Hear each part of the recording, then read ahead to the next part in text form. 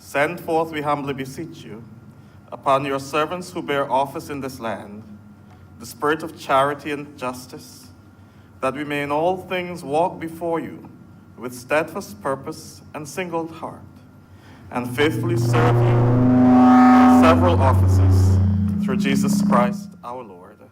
Amen. Most gracious Father, author of all good things, we humbly pray for the Parliament of Barbados, especially for the Senate at this time assembled, that you will be pleased to direct and prosper all our councils to the advancement of your glory, to the good of your church, and the safety, honor, and welfare of your people. All this we ask in the name of Jesus Christ our Lord. Amen. Let us say together the prayer our Lord himself has taught us. Our Father, who art in heaven, hallowed be thy name. Thy kingdom come. Thy will be done on earth as it is in heaven. Give us this day our daily bread, and forgive us our trespasses, as we forgive them that trespass against us. And lead us not into temptation, but deliver us from evil. For thine is the kingdom, the power, and the glory, forever and ever. Amen. And may the grace of our Lord Jesus Christ, the love of God, and the fellowship of the Holy Spirit be with us all, now and forevermore. Amen. The Senate is now in session.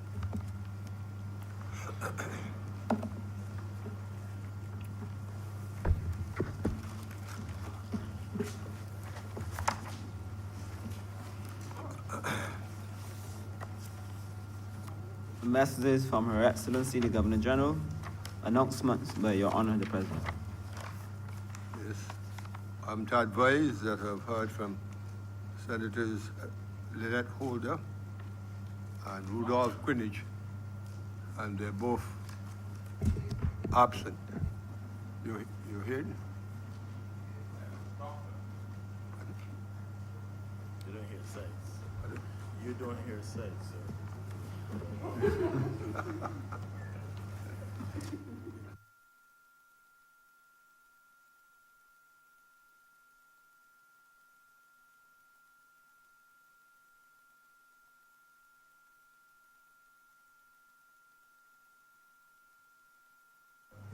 Dr. Lynette Holder and also Senator Rudolph Greenwich, and they're both abroad at this time, and apologize for their absence. Presentation of petitions. Presentation of papers.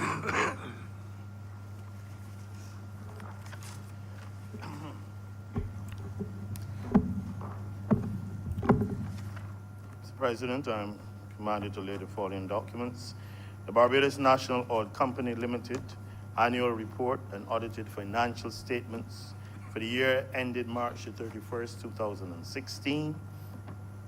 Immigration Students Amendment Regulations 2019.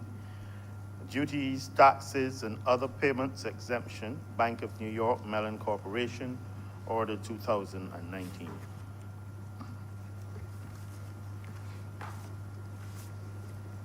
Reports from select committees. Questions to ministers. Requests for leave to move the adjournment of the Senate on matters of urgent public importance. Statements by ministers or parliamentary secretaries. Personal explanations. Motions relating to the business or sittings of the Senate. Moved by a minister. Mr. President, I beg to move the suspension of Standing Orders 22-1 and 45-2 for the remainder of today's sitting. The question is that Standing Orders 22-1 and 45-2 be suspended for the balance of today's sitting. All honorable members in favor, please say aye. Aye. Those against, please say no. We think the ayes have it, and the two standing orders are hereby suspended. Mr. President, I beg to move, in the absence of the Deputy President, Senator Greenwich, I beg to move that Senator Nurse be appointed Chairman of Committee for today's sitting. The question is that in the absence of the Deputy President, that Senator Nurse be appointed for the balance of today's sitting to be Chairman of Committees. All honorable members in favor, please say aye. Those against, please say no. We think the ayes have it. I think so too. You have a new role.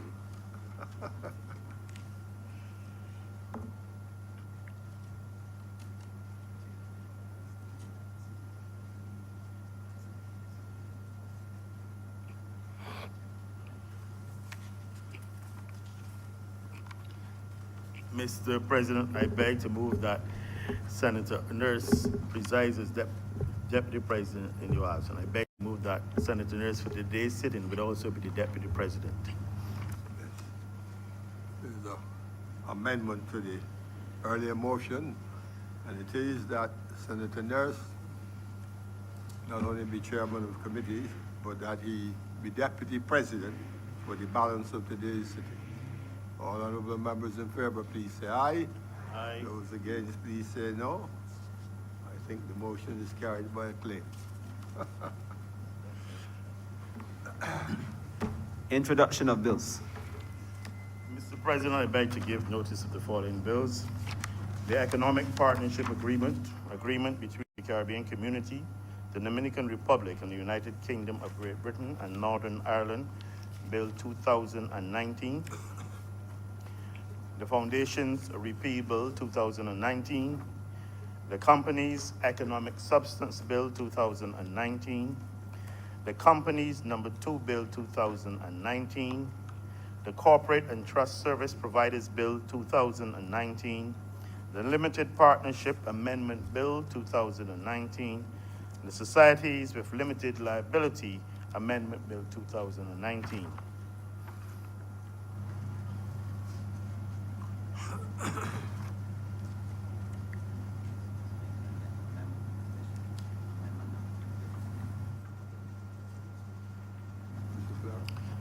Mr. President, I just want to make an amendment. It should be the Corporate and Trust Service Providers Amendment Bill 2019.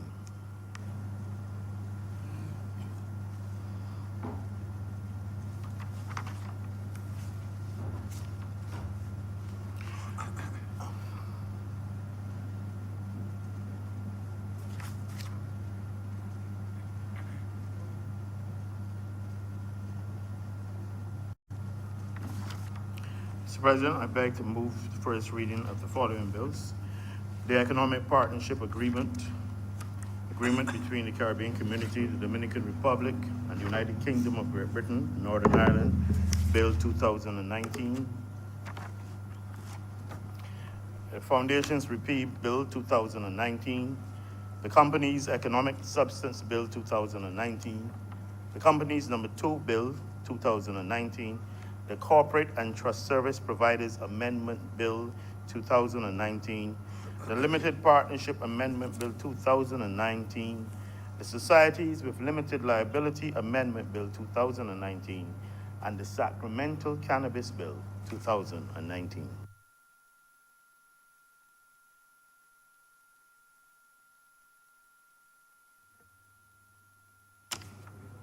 Public business.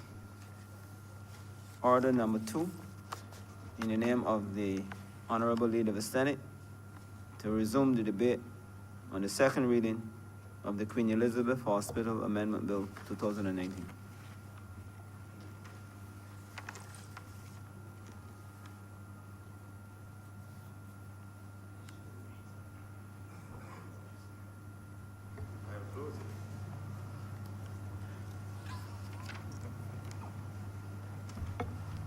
Thank you, Mr. President. Yes, I recognize Senator Maynard. Mr. President, I take this opportunity to rise to speak in this continuing debate on a matter which will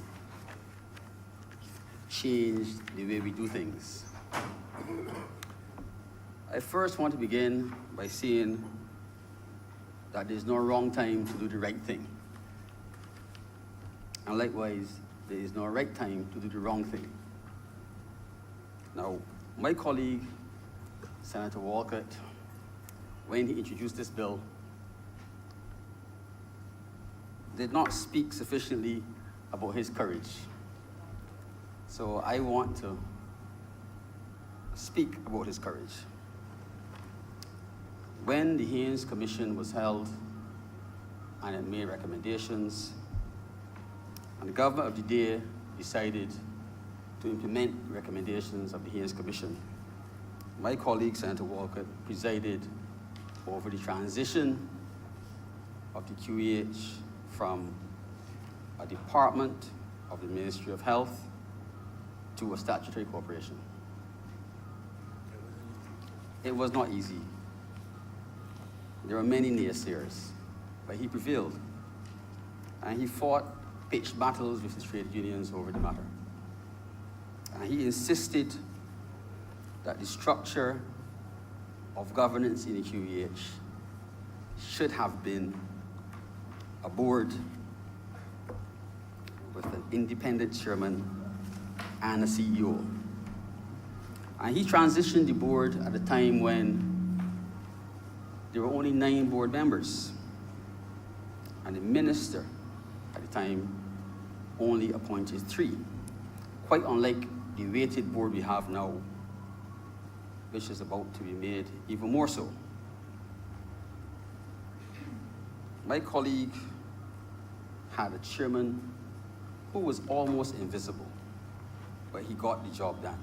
He wasn't at all times present within the hospital, and he functioned like a chairman should. Now, Mr. President, there is no right time to do the wrong thing. The Haynes Commission recommended that the QEH should move to a statutory corporation to remove some of the bureaucracy and the red tape and the political interference in the day-to-day management of the hospital. And we've seen that it can work. No system is perfect. And one always has to bear in mind that anytime you set something up, you might have to come back and tweak it. Usually, you don't disassemble it. Now, I have listened to comments and arguments as to why it was wrong to have had a situation existing in the Barbados Water Authority where the positions of chairman and CEO were blurred, and that separation has been clearly reestablished. And if, Mr. President, it was wrong there, it cannot be right here. Now, this is not new. And what we appear to be attempting to do with this amendment is to reverse a structure of good corporate governance that we have in many other boards. Back in the 80s, Mr. Chairman, the late Tom Adams had an impasse with the president of the Barbados National Bank. And Mr. President, you might have been part of the whole process. And that impasse was resolved on Christmas Eve one year when the Prime Minister of the day accepted the resignation of the President on Christmas Eve. And he came to Parliament and amended the Barbados National Bank Act and created 2 separate posts, a managing director and a chairman of the board. Mr. President, if it was right then, it cannot be wrong now. Senator Walcott, who I know knows that there's no right time to do the wrong thing, was adamant during the transition of the QEH that certain things should be in place, and he stuck to it. But he transitioned the QEH at the time with a gentleman sitting in the chair as the first CEO who was accused of sitting on the opposite side of the political divide. He later rose to be the chairman, the permanent secretary in the Ministry of Health before he resigned. But he transitioned the QEH with Senator Walker, and they did it together. So he has shown that it's possible to work with all sorts of people, even political opposites, and get it right. Yes. Mr. President, my colleague commented on the problems with nursing in the QEH. And last time I stood in this chamber, I accurately said that the nursing roll was 35 short. And we've admitted at the time, at the last sitting, when we discussed this bill, that had risen to 50. I dare say it is now gone past 50. But I'm pleased to see that the government, for the first time, has taken steps. I will ignore asides. Mr. President, I am pleased to see that government is taking steps to fix some of the problems with nursing. I am pleased that government has sat down with the Nursing Council and the Barbados Community College, and I assume the Ministry of Education, and looked to deal with the issue of the rate of failure of our young nurses who have failed the regional exam. And we must not listen to people who have unfortunately believed that we should dismiss this exam and forget about it. It's an essential part of being who we are in CARICOM. And this type of regional exam in the future will not only be part of nursing, but it will probably be part of medicine. And we should not attempt to reduce standards to fit what we have, but raise the bar. So I commend the government for the efforts. Now, Mr. President, there has been a lot of discussion and talk about our recent journey back home and the need to get nurses to come to the QEH to increase numbers. But while we do that, we cannot allow the cane fields to burn. I recently saw, Mr. President, an article in a newspaper. I read an article in a newspaper, Mr. President, where a senior journalist took the opportunity while he was grieving to bash the institution. And those who have that level of journalistic authority should not abuse it. It has not done us any good. And if we feel it necessary to write about the ills, we should, in the same article, write about how we should fix it. And fix it without prejudice. Because it is harder to build back than it is to knock down. Now, Mr. President, in that article and at a recent party political gathering, and also my colleague, Senator Walker, mentioned $13 million that was unaccounted for. And this turned up in an audit of the stock at the QEH. And I would like to believe that all of these statements were made having seen the report, and they're not just innuendo.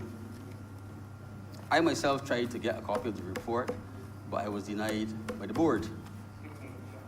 I suppose with good reason. So, but I can tell you, Mr. President, that the common statement being said that money is not the problem may be true, and it's probably true. But I will tell you what the problems are. The caring board at the QEH brought in a consultant to do an audit of the procurement department. And the consultant shut down the supply chain for 2 months in our hospital. He did the unthinkable, and the board allowed it, Mr. President. But no one wants to speak of it. So the stockouts and the shortages we have now are a direct consequence of his actions, sanctioned by the board. Mr. President, this audit and this shutdown of the supply chain coincided with government's internal debt restructuring, when suppliers were being offered 85 cents in dollar with terms. There were separate issues, however, when they were put together, it made matters worse. We have not recovered, and we continue to have shortages, some of which are almost impossible to fix. Now, it's been said that government took over all the QEH debt. Mr. President, it is not. That matter related, as far as I understand it, to the QEH's internal debt. It appears as though some of the QEH's debt was not paid, and that is no fault of government.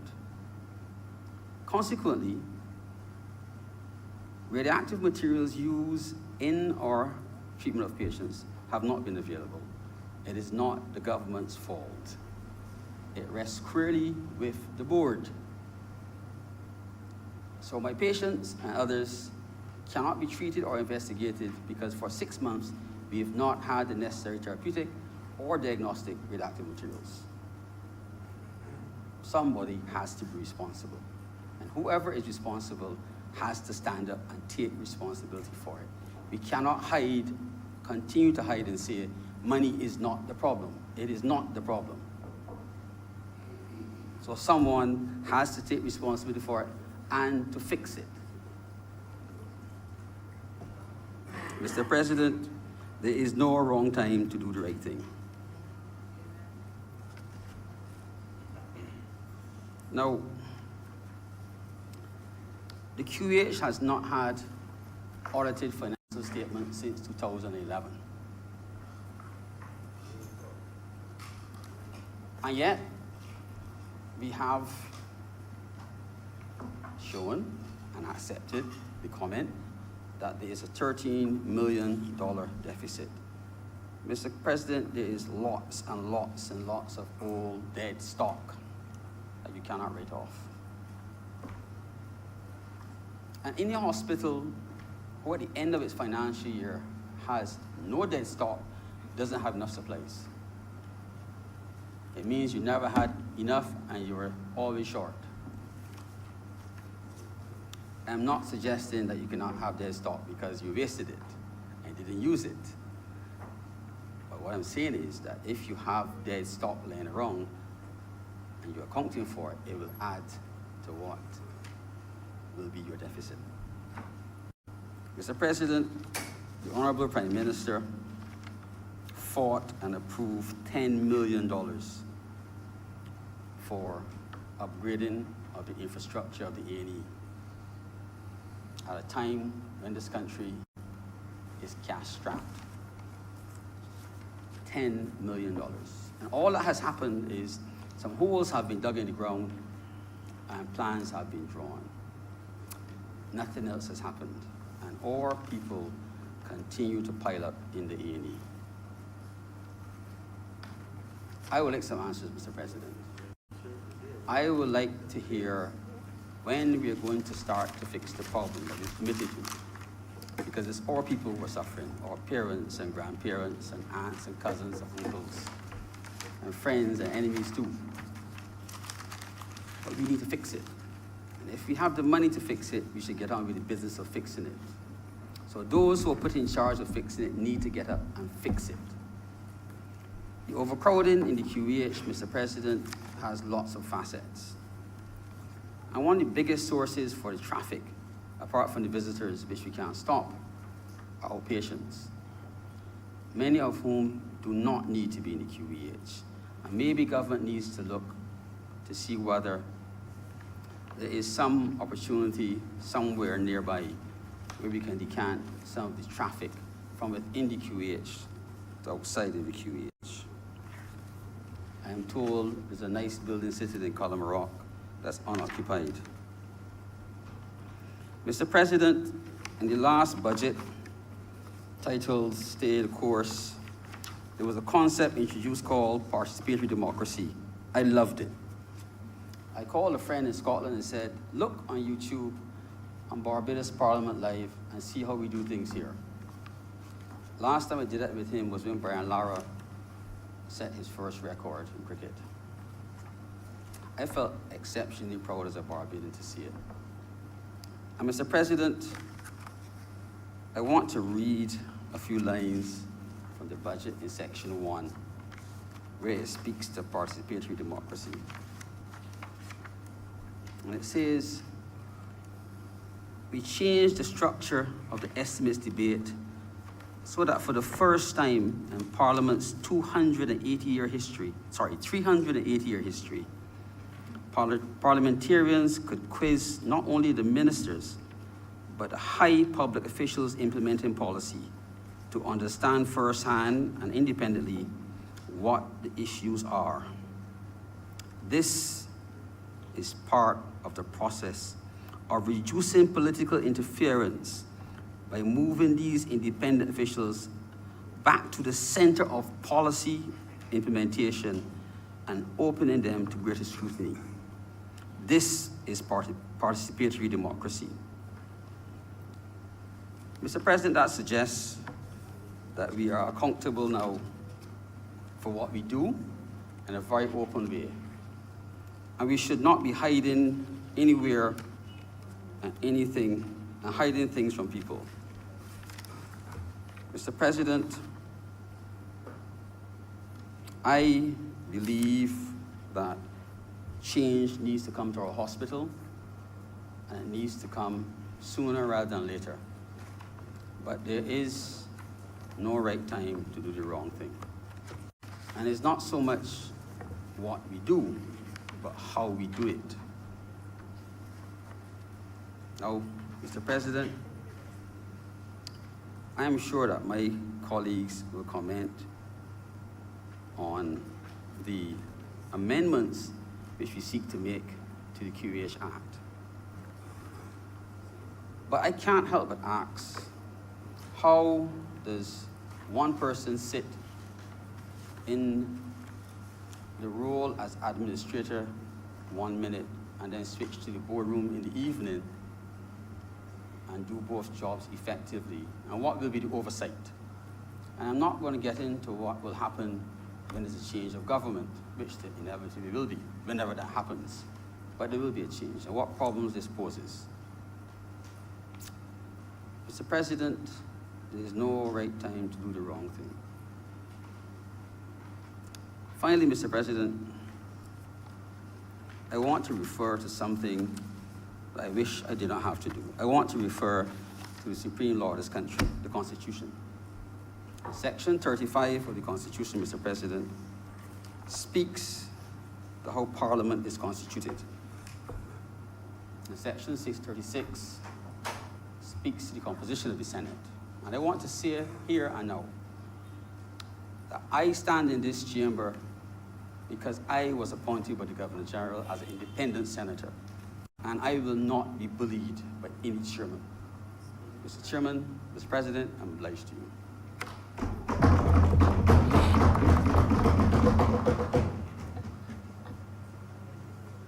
What's on the paper in circulation? I don't know who's speaking. Who did it speak? We normally have a Senator Wiggins. Senator Wiggins, I recognize Senator Wiggins. Good morning, Mr. President, and thank you for the opportunity to speak on the Queen Elizabeth Hospital Amendment Bill 2019. Well, I'm not a medical expert like Dr. Warner Maynard, and so I have to speak from a layman's point of view. What I can say to you in terms of the Queen Elizabeth Hospital is that my father helped build it. My father worked on the Queen Elizabeth Hospital when we were children. And I remember my first visit to the Queen Elizabeth Hospital. It was not a good one because someone was working on our house. My father told us not to go around the house where the carpenter was, and a chisel fell and hit me at the top of my head. Indeed, that's it. So that was my first visit to the Queen Elizabeth Hospital. So moving on from there, I would say the other experiences I had at the Queen Elizabeth Hospital, my two children were born at the Queen Elizabeth Hospital. I remember when you were going to your gynecologist for everyday treatment, it was, are you going to have your babies at QEH, or are you going to have your babies at Bayview, as it was then? And we opted to go to the Queen Elizabeth Hospital because we thought we would get excellent care, and if there's an emergency, you would not have to be moved in the middle of the night to rush over to the Queen Elizabeth Hospital. So those were my experiences at the Queen Elizabeth Hospital, I would say, essentially in my lifetime, besides visiting, patients in hospital. For many years, Mr. President, the Queen Elizabeth Hospital has been a political football. Just like the NHS in the UK, it was used as the political football for Brexit. And that has come about because it's an emotional situation, because when you think about going to a hospital, you think about life and death. And because of the situation with life and death, people feel that you can appeal to people's emotions and you can talk about the hospital in a negative way because it is going to attract a lot of attention on the ground. I would say to you, yes, I would like to see the Queen Elizabeth Hospital improved, because again, when I was in England, I had to go to Guy's Hospital and I had an operation there. And I would say that, the conditions there were really excellent, and it would be nice for our hospital to move to that sort of situation. I would love to see it. Mr. President, one of the things that is going around is the appointment of the executive chairman of the Queen Elizabeth Hospital. My position on that is that a prime minister has the right to appoint anybody that she feels like or he feels like to any position in the country, because that is what people vote for confidence. They vote for prime minister who can appoint anyone. And I would say to the honourable members in this chamber, I was appointed Deputy High Commissioner to London, and it caused all kind of confusion and negative talk. So I know when you are appointed by a prime minister, people would have a lot to say. But a prime minister has the right to appoint anyone he or she feels like, in my humble opinion, to a position, especially if the person is competent. And then you have to judge that person by the results. You have to judge that person by the results. And I will stand up here boldly and tell you all, I have known the executive chairman designate for over 25 years. I know her very well. And she has always been an outstanding and a very excellent person. I have known her and I can speak to the person. And I remember on campus, because that's where I really met her professors used to speak about the quality of that person. She was always excellent in everything she did. And for people not to know, you got to marry somebody sometime. And because she's married to someone on a member of the Barbados Labour Party, that does not mean that she is not a competent person to do the job. And I want people in Barbados not to become so polarized that because you are affiliated with someone, that you cannot be appointed to the job. Right here in this Senate, all these women that sit in this Senate are bright, and beautiful and strong women. And I admire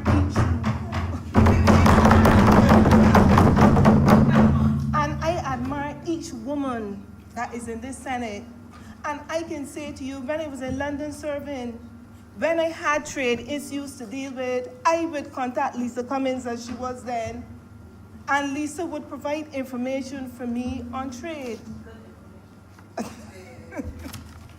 So the thing is that when you start to discuss issues and so on, you have to look at the person, because at the time, if I wanted information on trade unionism, I would contact somebody from the Barbados Workers Union, because it wasn't Senator Moore then. You have to be able to relate to people regardless of which side of the fence they sit on. And I will say it again, all the women in this Senate are strong, bright, and beautiful women, and they can be appointed to any position. And I really want to, the truth is, I don't really want to single out, but as soon as you start singling out, you get in real trouble. But I want to single out Senator Cummins again. She is, I believe, the first chairman at the port, the first female to be appointed chairman at the port. And Senator Cummins has unraveled that port. Because people thought that the port was like a mafia organization. And unraveled to the extent that she has gone in there and looked at the systems in there and see how there can be improvements at the port. And I'm saying the incoming executive chairman is also of that quality. She was appointed also to do some consultancy work as a lead consultant on the World Bank Fund for National Strategic Plan for HIV. And she was appointed to that job by the previous prime minister. There's nothing wrong with that. If the person is competent, why can't you not appoint them? And she has had real international experience working with CAMPAC, PANCAP, and Deauville. So she has done a lot of work, and I can tell you all that because I know, and because I know her, and I know her well. I have been in a situation when I came back to Barbados from London, and I was looking for consultancy work.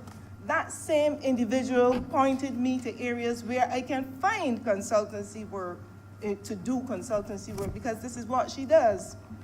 I was in another situation where I could not move, and she offered me a cup of tea and sandwiches. That's the type of person that she is. I know her, and I know her well. And I'm asking the public of Barbados to give the incoming chairman a chance.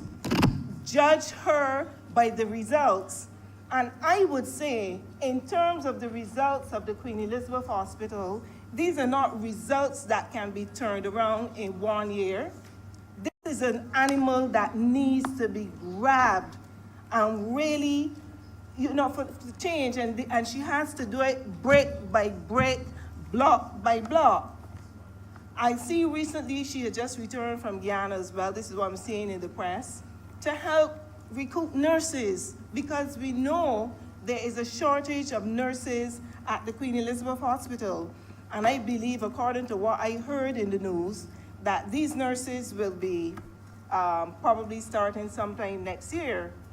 And I heard Senator Maynard said just now that there was no money. I'm not sure about the financial position at the hospital, but I know that this new board at the hospital, I know, have done without a capital works budget. They have refurbished the nurses' lounge and the general workers area and lunchroom.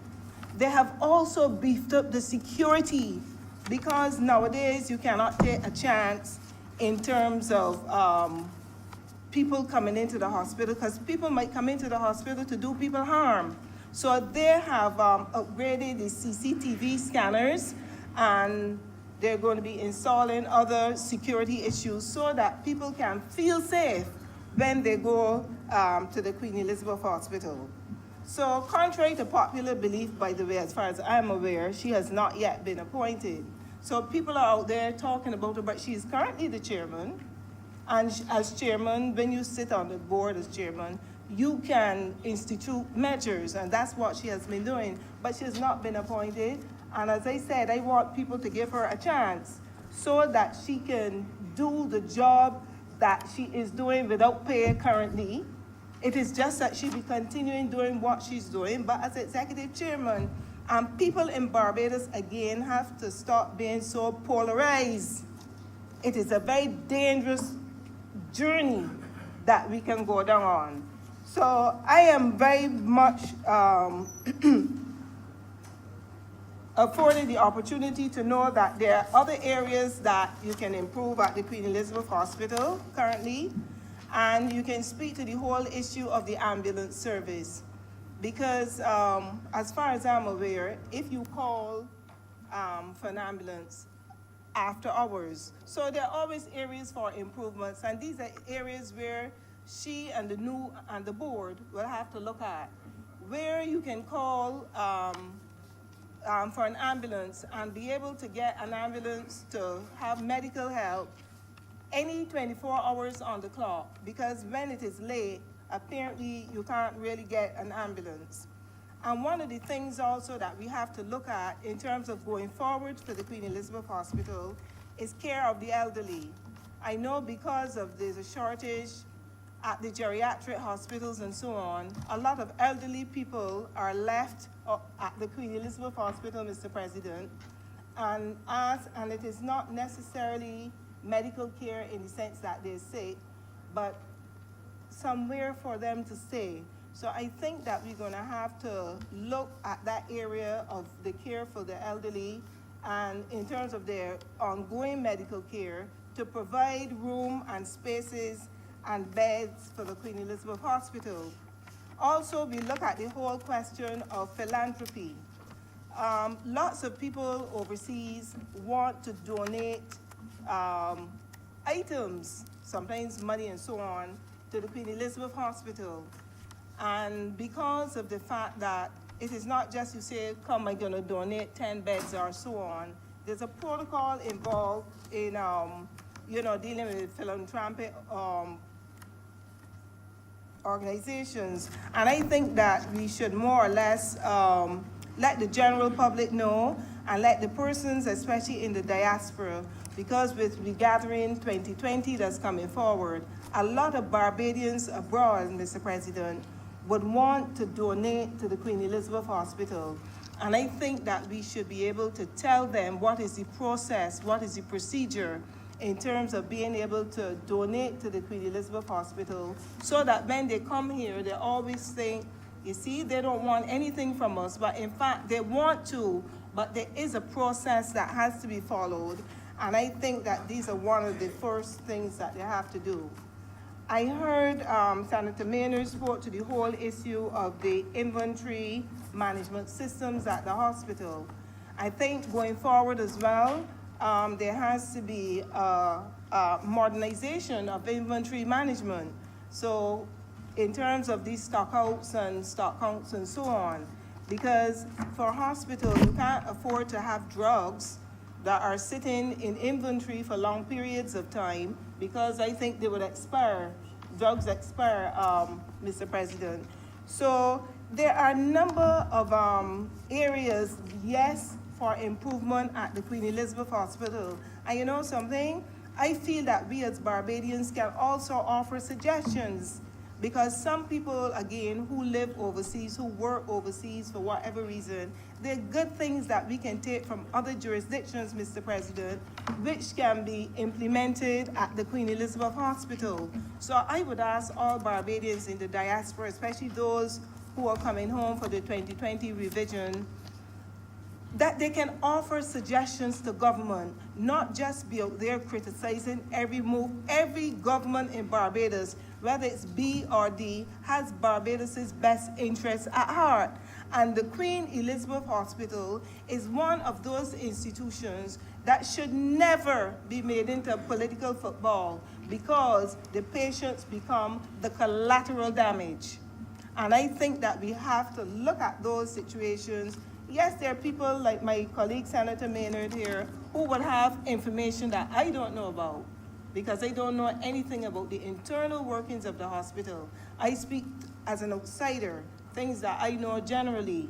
And so, Mr. President, with those few words, I'm very happy to be able to stand up and support the Queen Elizabeth Hospital Amendment Bill 2019, and thank you very kindly for giving me that opportunity, sir. I thank you.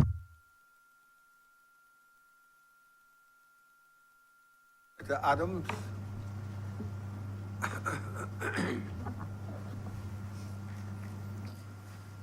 Thank you, Mr. President.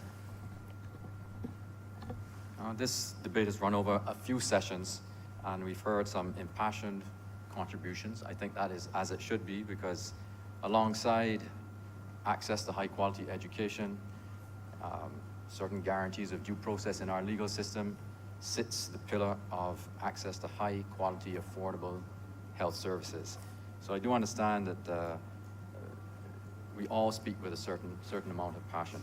I was struck, I think one of the earliest contributions came from Senator Drake's, and I don't think I'm wrong in saying, as several other senators who have reservations and indeed opposition to this bill, this amendment, she focused on this, what's called duality in corporate governance, the combining of a CEO with a chairman, one person occupying both roles.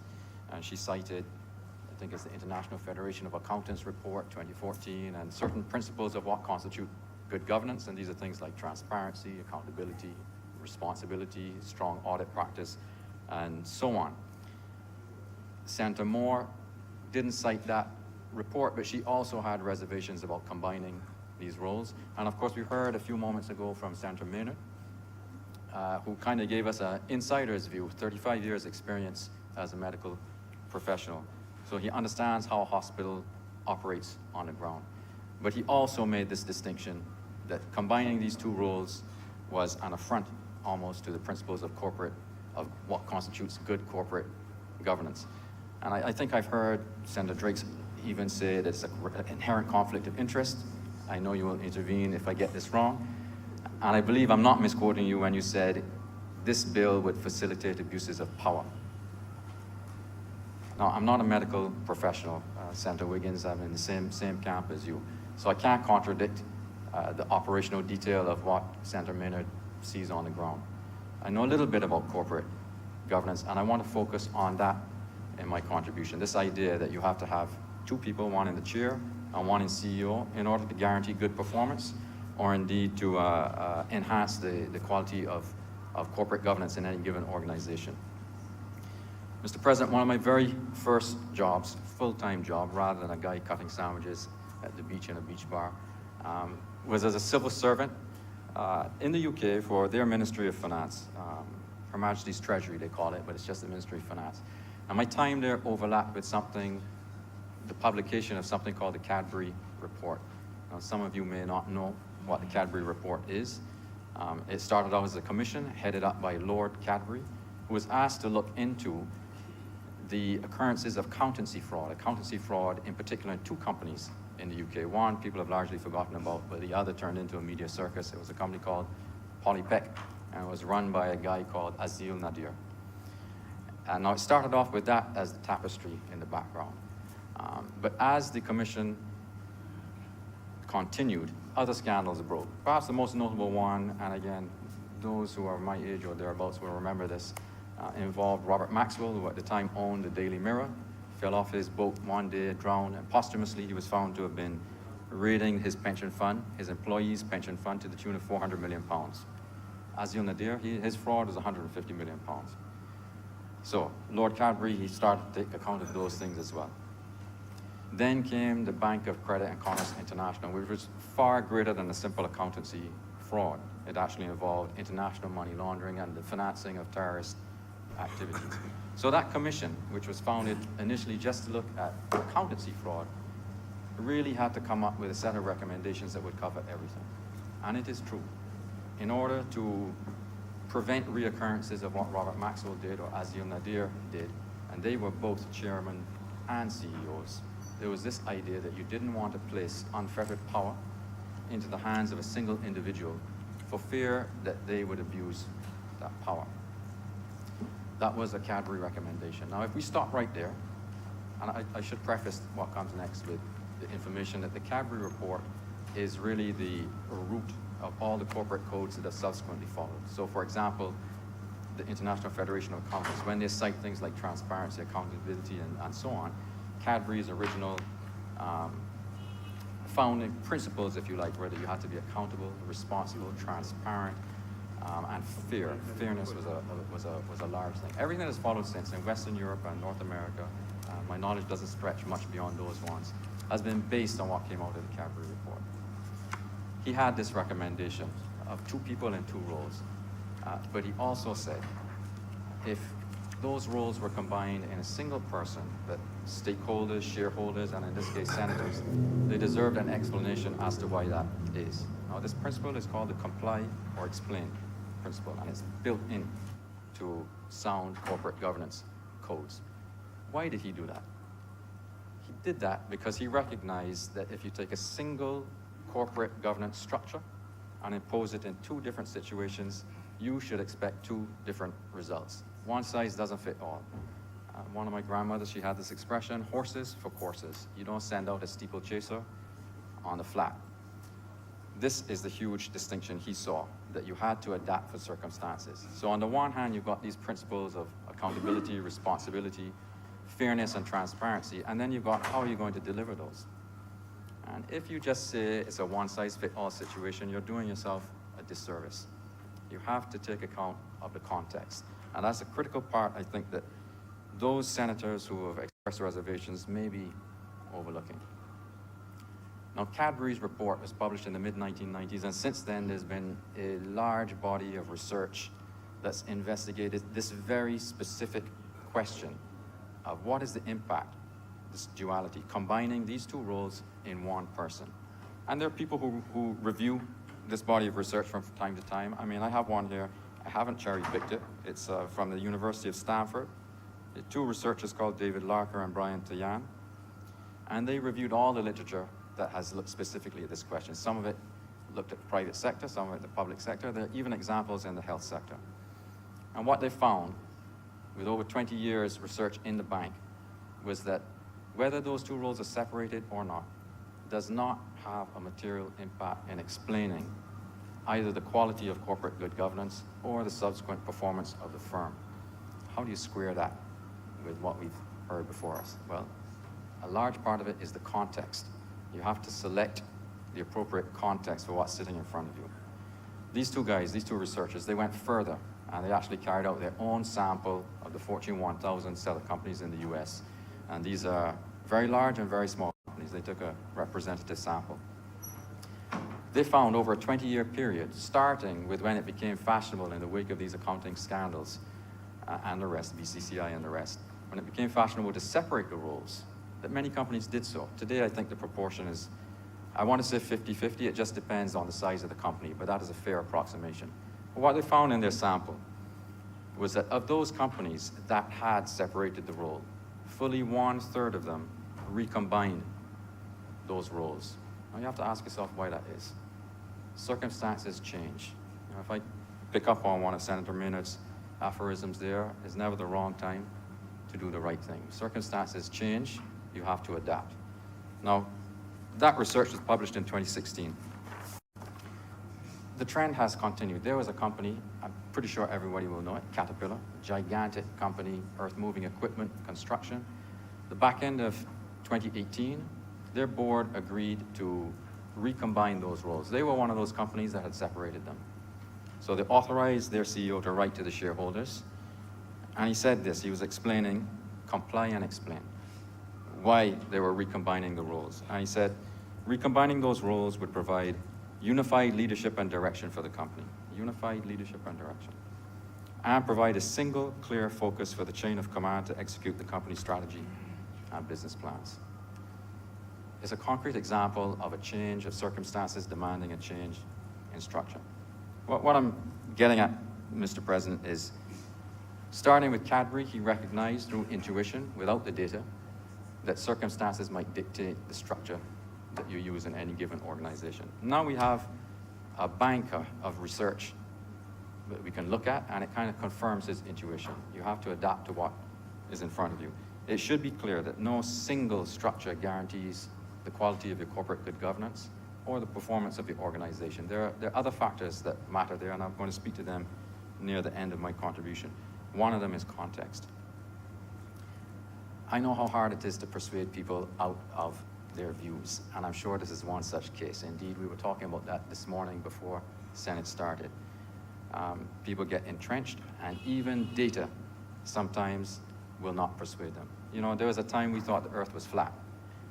One day a guy sailed off to the west, he reappeared in the east, and we realized it can't be flat. Once upon a time we thought the earth was the center of the universe. You know, Galileo looked through a telescope, made some observations, hypothesized it wasn't the case.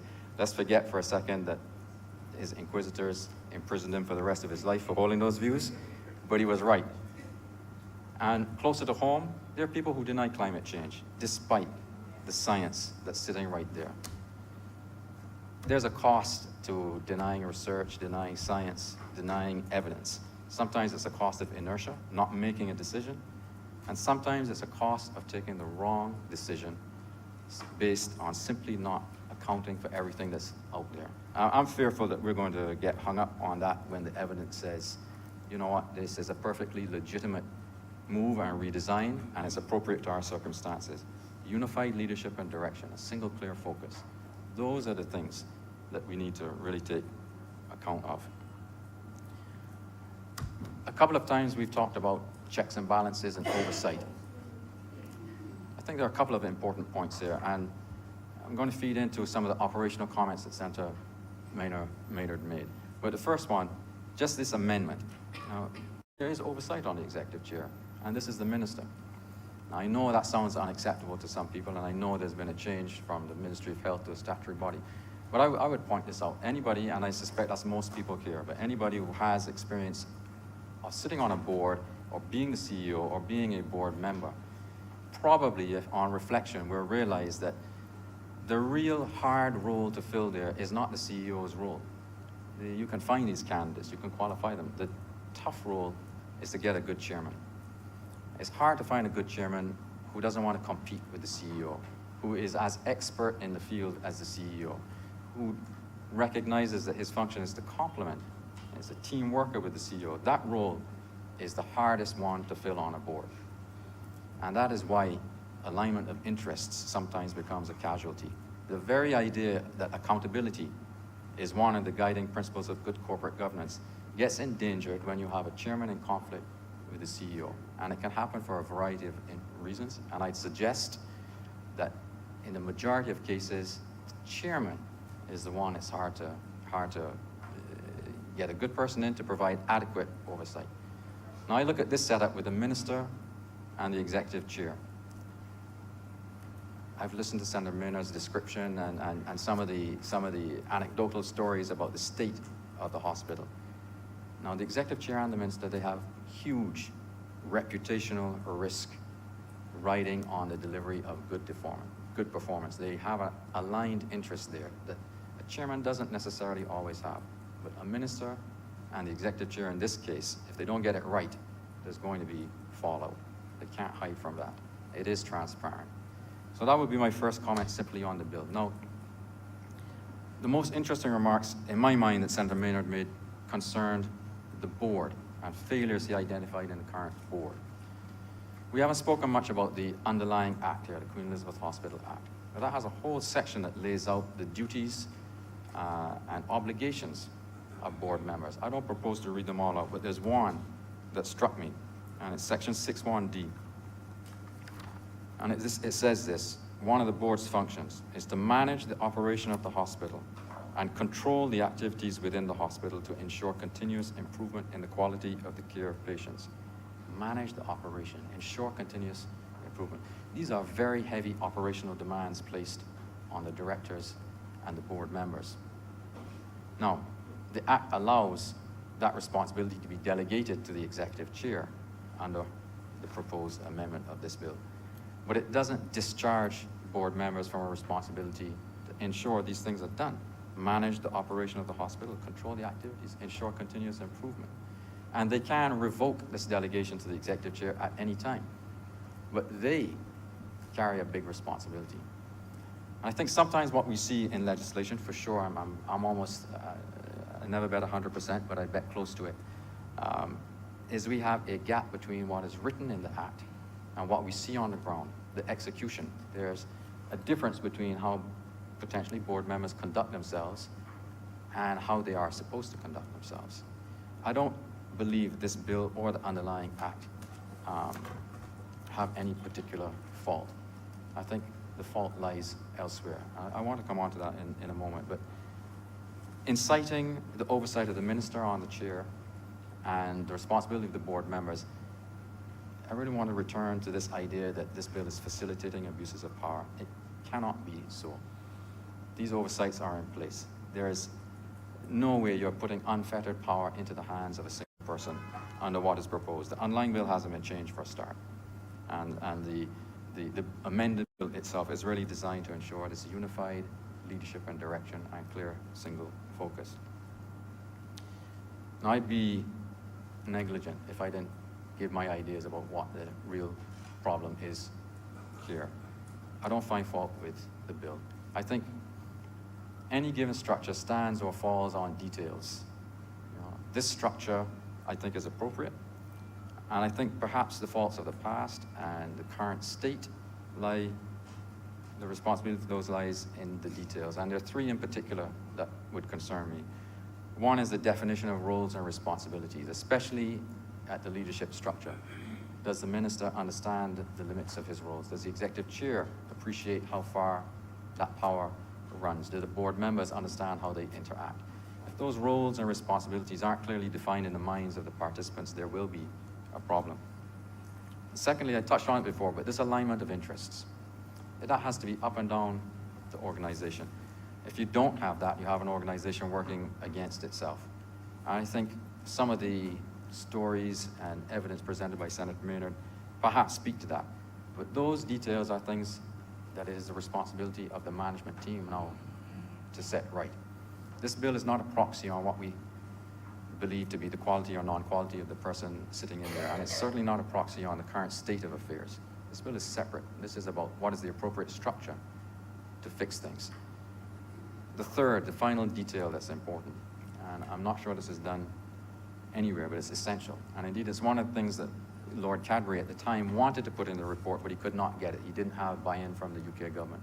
And it was this idea of a continuous appraisal of board members. There's a peer review, an annual peer review to make sure that Section 6.1d, that they're following that.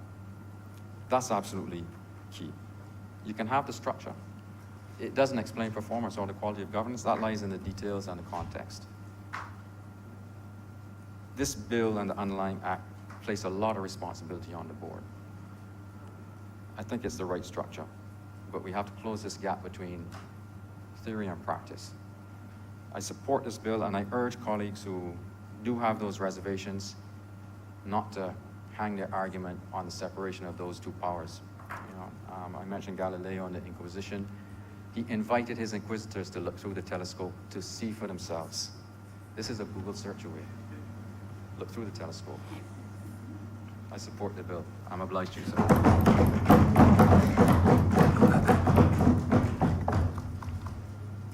Senator Tate, it is now your turn.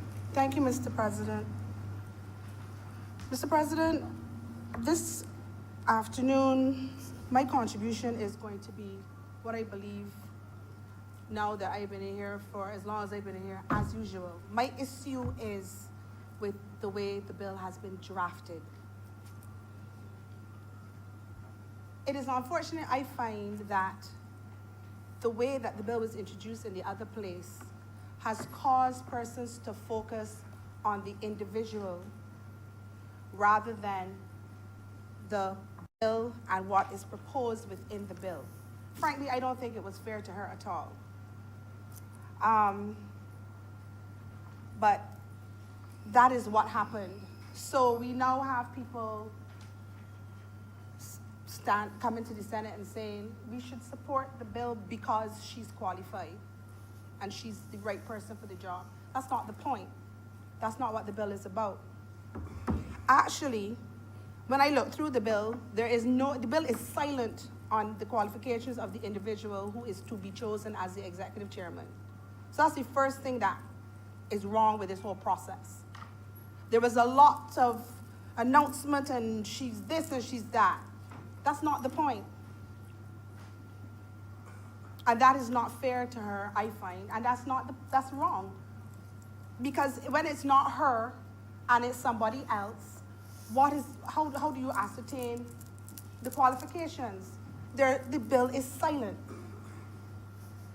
We're not supposed to be making, Senator Grant said it, let's not make this political or partisan. I love when politicians say these things because everything is political and partisan.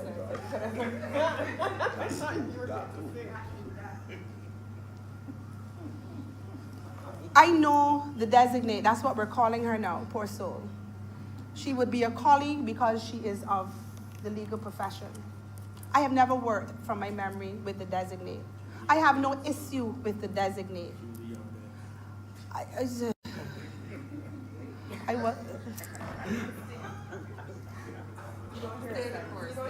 As far as I'm concerned, if it is that we had qualifications and she qualifies, to me it is irrelevant that she happens to be the wife of a member of parliament.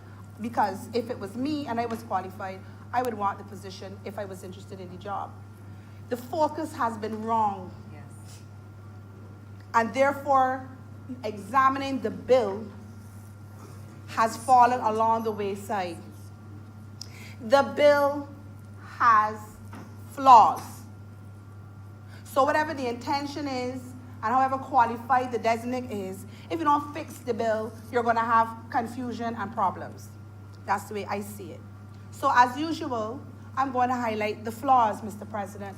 I know that Senator Adams makes much about the fact that I make a lot of to-do about commas and full stops and blanks and spaces. Yeah, but you did it once, I can talk about it forever. But this bill is beyond the usual full stop, comma, spaces. I would like clarity on a number of points, Mr. President, because the way this bill reads, removing the designate, you cannot ascertain if the executive chairman is a fish or a fowl because of how this is drafted. So, sir, to follow me, I encourage you, sir, to look at the bill and everyone else so that I don't confuse you and so that you can keep up with what I'm talking about.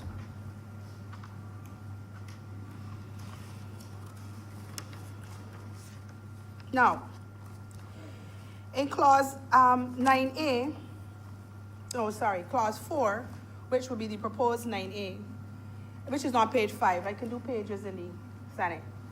It says, and I quote, the minister shall, which means it got to happen. It's not a may, it's a shall. With the approval of the cabinet, appoint an executive chairman. Let's stop there. So we have a minister employing with the appointment of the cabinet. Now, when you have 72 seats in Parliament, please come in. She ain't hear me. I can hear you, 72 seats in Parliament. Good. You can do anything. But my issue is draft properly. So I'm going to go on. So the minister shall, with the approval of cabinet, appoint an executive chairman. Let's nip across now to page 6. Look down at the bottom at the proposed clause 9B. The executive chairman shall not be removed without the approval of the minister. So she has to be appointed with the approval, not she, Kadir. The executive chairman, I'm going to say EC if I remember for the rest of my presentation, sir. The EC has to be appointed by the minister with the approval of the cabinet, but she can be fired if the minister gets vexed with her or him, without any intervention of the cabinet. What is that about? What is her protection? What if the prime minister gets vexed with the minister of health? What happens to the EC? Because the EC was appointed with the approval of the cabinet, but the EC can be fired just by the minister. Now, let's go back. Now remember where we at? The EC is appointed by who? The minister with who? The approval of the cabinet. But then, lo and behold, Same page 5, proposed clause 9A2. The executive chairman is an employee of the hospital and is subject to the directions of the board and is responsible to the board for the execution of its policy and the management of its affairs. So you have an executive chairman who is appointed by a minister with the approval of the cabinet, but she's still, or he is still, an employee of the hospital, so must answer to the board. So the board is her or his boss. If you are an employee of the hospital, you should have been a part of an interview process. If you are an employee of the hospital, you should have been shortlisted. You should be aware of the qualifications. You should be able to apply for this job. I'm just saying. But in this situation, we have an executive chairman who is both. And I'm not talking about fusing or standalone, Senator Adams. I just want clarity. You cannot be drafting like we are a banana republic, Mr. President. The way that we're getting this type of legislation with all this kind of uncertainty and all this lack of clarity suggests that we do not know what we are doing. That is not right. And if you're gonna draft like that, bring somebody from CPC or whoever is responsible for drafting and put them to sit here so that when we have queries, they can be corrected on the spot. This is nonsense. This should never come to us like this. This Senate is highly qualified. It has highly qualified persons who are reviewing this legislation for real. The submissions that we get in the Senate are not from people who are not reading. Don't mind we're paid $1,479.07 a month. Don't mind that. Only that? Only that, Senator Moore. I don't see it. You don't see it? Oh. The point is, we're reading. We're doing research. We are paying attention. Stop disrespecting us by sending this type of legislation up here. I go on, Mr. President, passionate as I may be, hoarse as I may be. Let us look at proposed clause 9A3 on the top of page 6. Lord, now we just were told she's an employee, or he, and is subject to direction of the board. Then we get this clause. The board may employ the executive chairman at such remuneration or on such terms and conditions of what? What terms, what conditions? No, the clause ain't finished. You have to say what you're saying. The board, first of all, I don't understand this part, but the board may employ the executive chairman. The minister already appointed the executive chairman. We now telling the board that they may employ the executive chairman. The board now trumping the chairman, the minister and the cabinet. Stop it. Stop it with this nonsense and this drafting. Now this clause, the board may employ the executive chairman at such remuneration or on such terms and conditions as what? That he get up in the morning, or they get up in the morning and decide? Finish your clauses. This is incomplete. Do not send me a bill with incomplete information, Mr. President. On what terms and what condition and what remuneration? What are you doing? Okay. Now, let's go on to proposed clause 9A4. The executive chairman shall report directly to the minister on matters related to the overall operations and resources of the hospital and on matters pertaining to the board. But she's an employee of the hospital and she got an answer to the board. Help me to understand what you are doing with this executive chairman. Who is the executive chairman boss? Who is going to appraise her? Who's going to discipline her? And I keep saying her, Kadir. Who is going to appraise the person? Who is going to discipline the person? Who is going to determine if the person is entitled to incremental increases? Who is the boss? I say again, fish or fowl, Mr. President. I remain confused. Senator Drakes and Senator Moore spoke about transparency and self-governance and all of that. And the truth is that this type of appointment will cause a stir for a lot of reasons. How it was done, who the person is, all of that comes with being political. Fortunately for me, I am not. I am an independent senator. I am to look after the interests of the people of Barbados. That is my mandate. That is my remit. So this is my question, Mr. President. This is my question. If the executive chairman shall be appointed by the minister with the approval of the board, but is an employee of the hospital and must answer to the board that may appoint them, but they shall report to the minister. Y'all keeping up? No. You can't keep up? My question is, what is the protection of the executive chairman if anything happens? Because with all of this confusion, does the Employment Rights Act apply to that person? And I am saying, anytime the Minister of Health changes or the government changes, the executive chairman is going to cost Barbados unfair dismissal damages, because you would never have been in a position to do the progressive discipline that the ERA calls for. You're gonna have to get rid of this person, therefore you're gonna have to pay them. And might I say, as you would know, Mr. President, the damages under the ERA are higher than the damages under the Severance Payment Act. So this person will be paid unfair damages, because you cannot and you will not have been preparing for that person's demise. The person does not have the protection of the Employment Rights Act as I see it, because, first of all, who is that person's boss? If the board is the person's boss and the person is the executive chairman of the board, who is going to implement the progressive discipline for that person if the person needs to be disciplined? I'm more interested in if the person is being unfair. If the person is being unfair by somebody, where does that person go, Mr. President? This here is unnecessary confusion. You want the person, you're gonna bring the person. All I'm asking is that you do your legislation properly. Come on, rush, rush, rush. It's time to stop.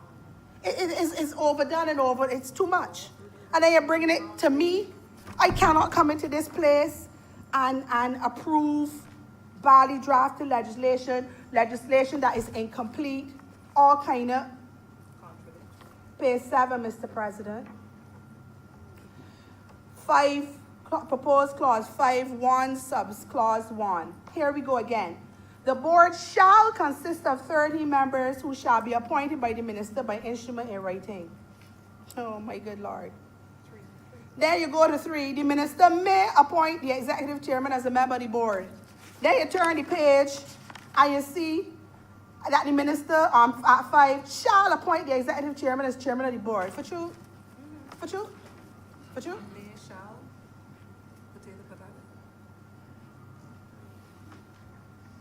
I encourage the government to pay attention to drafting. The reality is, when we sit down in here and we pass, or y'all pass, badly drafted legislation, when it is time to apply it, it cannot be applied. It has to go back to the drawing board, and so things are in abeyance. I say again, help me to understand, Mr. President, how you are saying that the person shall be a member of the board, but may be appointed by the minister, but shall be appointed as chairman of the board. So if you're chairman, you're not a member of the board. Help me to understand. And in the midst of this, though, you know there is a clause that says that no employee can be a member of the board. I'm just saying. It does say so. They fix it by putting the clause, except the executive chairman. Subject to subparagraph 3, members of staff of the hospital shall not be appointed as members of the board. The minister may appoint the executive chairman as a member of the board. Fix y'all drafting, though. And I say again, what is the executive chairman? What is the person? Who is the person's boss? Who is appraising? Who is overseeing? Oversight. Senator Adams, you talked about that. And you also talked about peer review of the board is critical. Who peer reviewing the executive chairman? Who's overseeing her? Is the minister going to be getting into the realm of employer? That would be improper. Can't happen. So, here we go. I'm going to share something with the Senate because that's what I do and that's what I'm expected to do. The Central Bank of Barbados, I would say, and I'm made to understand, is one of the best run organizations we have in the country, as it should be. They manage our money. Good. In the Central Bank of Barbados Act, Chapter 323C of the Laws of Barbados, at Section 11, it says, and that is under Part 4, Administration.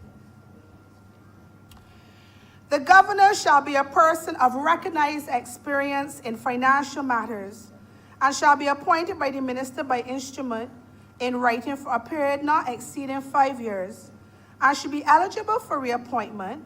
He shall be appointed on such terms and conditions as may be settled in his instrument of appointment, and such terms and conditions may not be altered to his disadvantage during his tenure of office. It is this type of thing that should have been done for the executive chairman. I'm not in any way suggesting that the executive chairman is in the same realm as the governor of a central bank. But the legislation is clear as to what to do with the governor, what the governor is supposed to do, what the governor can and cannot do. He has protection. You know what you're doing with a governor. You do not know what you're doing with this executive chairman because the person is being appointed by a minister with the approval of the cabinet, but the person is an employee of the hospital. It's a mass of confusion.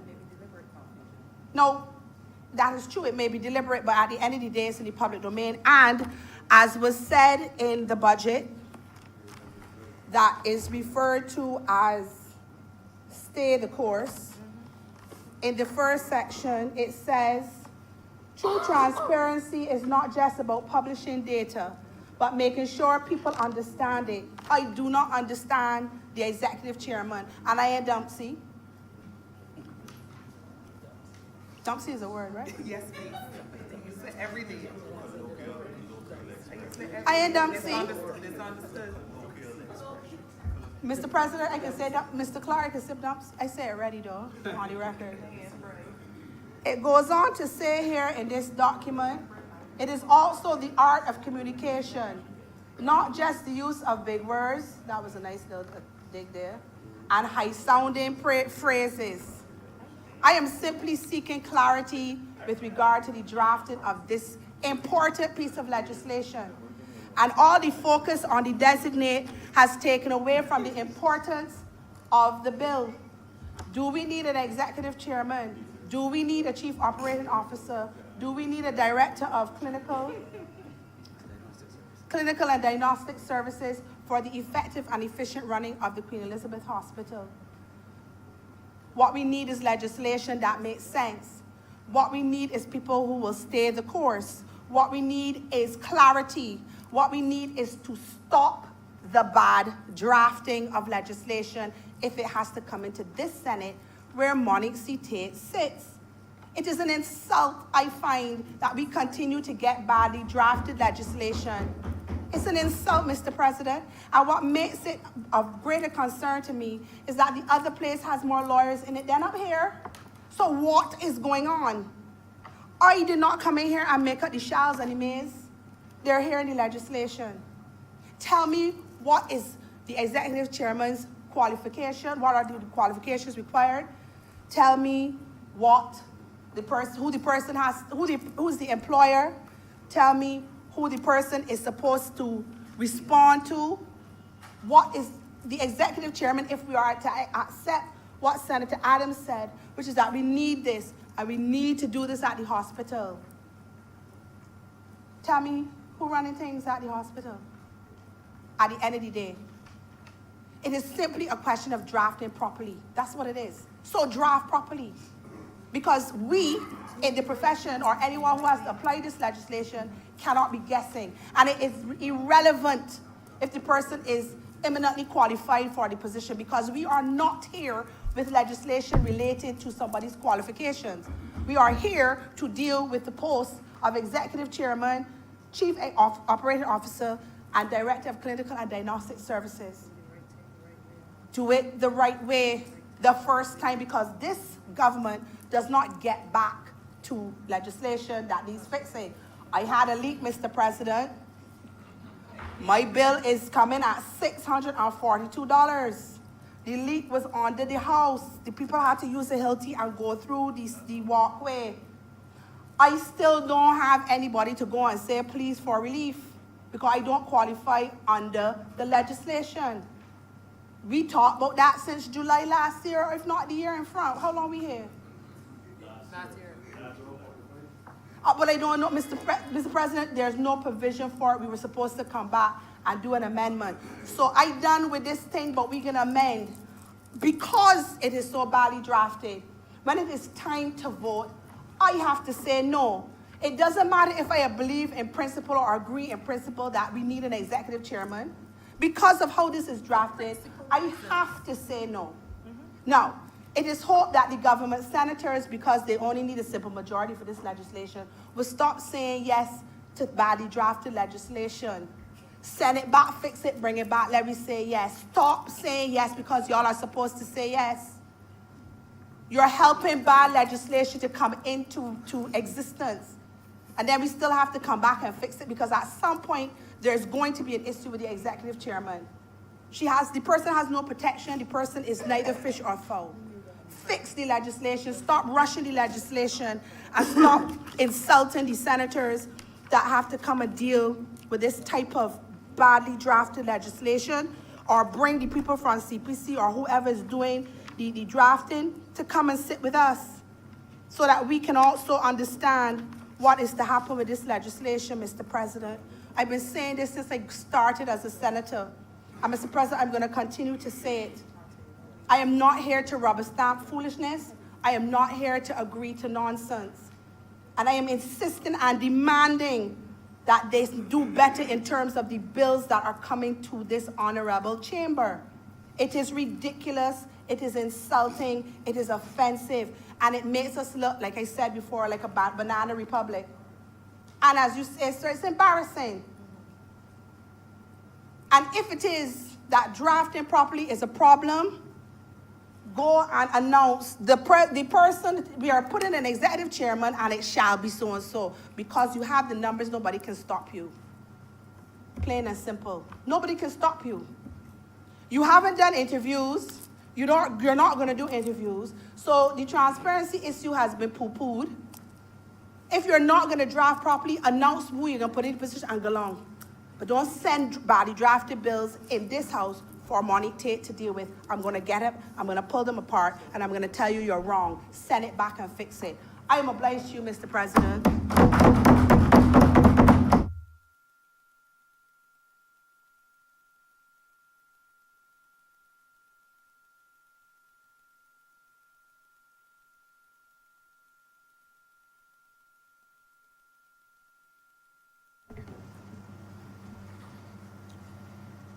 Good afternoon, Mr. President.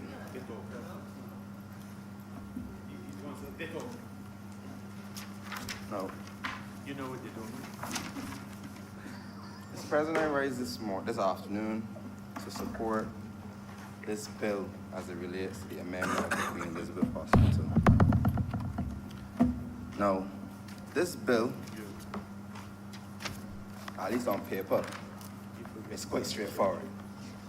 What this bill seeks to do is to amend the current management structure of the Queen Elizabeth Hospital by removing the CEO and replacing it with an executive chairman, chief operations officer, and also adding the other post of director of clinical and diagnostic services.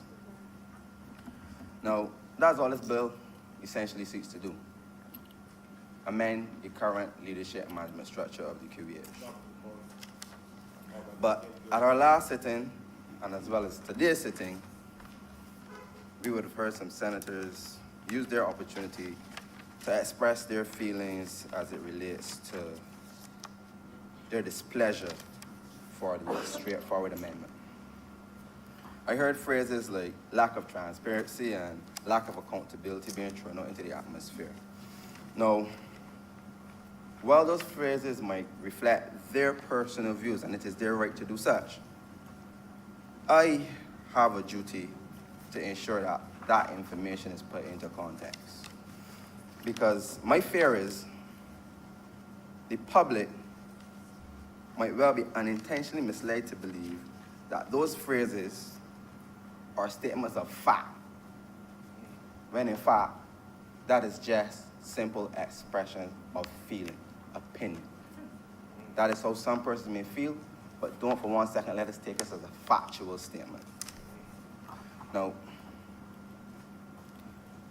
the objectives of this bill, before I even get into the objectives, let me first start by saying that the Queen Elizabeth Hospital should never be used as a political football or a political pawn. We can't, and I agree with Senator Tate when she made the comment, said it's not about personalities. It is about the piece of paper. It is about the piece of paper before us and what it intends to do. Now, the million-dollar question is, why are those changes needed? To answer that question, we first must identify the problems that are plaguing the Queen Elizabeth Hospital. And only after we go through this exercise will we then be able to, one, identify the source of the problems, and be better able to understand why this particular piece of bill has been brought before this honorable chamber. Now, Senator Walker, in his presentation on the last occasion we had our sitting, provided a thorough explanation about the history of the QEH and expounded on a number of the critical issues that it currently faces. And I expect that Senator Haynes will also provide some further detail as it relates to the operations and inner workings of the Queen Elizabeth Hospital and the issues that they're currently facing. So my job today, not being from that medical cloth, is to approach it from a layman's perspective and be succinct with the points. Get straight to the point with the issues at hand. So the problems that the QEH has been facing for a long period of time include, and it is not limited to these things, there has been a constant mismanagement of the Queen Elizabeth Hospital's funds. There has been continuous occasions where there has been no stock or limited stock at the Queen Elizabeth Hospital. There has been bad procurement practices. There has been inundated long waits for basic surgeries like hernias and for cataract. There have even been long waits in the accident and emergency. Accident and emergency, you sit and you wait for an emergency. There's been low staff morale and there's been an increasing number of staff absenteeism. There's been poor working conditions throughout the entire QEH, and the staffs are dissatisfied with the conditions in which they're working. There's been a poor disaster preparedness protocol set in place, and there's been a lack of proactive management at the Queen Elizabeth Hospital. Now, those are just some of the issues. As I said, I won't go into an exhaustive list. But what we can discern from those problems is that we have a common denominator. Those problems have a common denominator, and that is a lack of leadership and a lack of proactive management. The QEH, as it currently stands, has excellent hardworking staff, from the technical staff to the administrative staff to the general workers. All of them are excellent, hard, able-bodied persons within the QEH. But the reality is if the head is bad, the body will also be bad. We cannot expect the body to function if there is no proper systems in place within the head. So we need to address the core issue, which is the head of the institution, the management. It is only so much that staff can do and achieve in the absence or lack of proper management. So if we can agree that that is an irrefutable fact, and I want to state it again, it is only so much that the staff can do and achieve in the absence of proper management and clear leadership. If we agree and can accept that that is an irrefutable fact, it is quite easy to understand and appreciate the true objectives of this amendment to the Queen Elizabeth Hospital Bill, because it directly addresses the management issue. As it stands at the QEH, the current management model is that there is a board which is responsible for setting policy and the general oversight of the Queen Elizabeth Hospital. There is a CEO, and there are other executive directors who are also responsible for the implementation of the policies of the board, as well as managing the day-to-day operations of their respective portfolios. Now, the problems that I've mentioned earlier have clearly exposed the inherent weaknesses in the executive management of the Queen Elizabeth Hospital. Because if there is no stock or we are running low on stock, whoever's responsible for making the decisions in the Queen Elizabeth Hospital would recognize that this is an important aspect as it relates to the delivery of goods, delivery of health services, that they should put systems in place to ensure that these type of continuous stockouts do not occur. But stockouts has been a continued situation within the Queen Elizabeth Hospital. I can't blame the working staff. I have to look at the person who's responsible for them. That is the management. So issues like that identify the inherent weaknesses in the management setup of the Queen Elizabeth Hospital.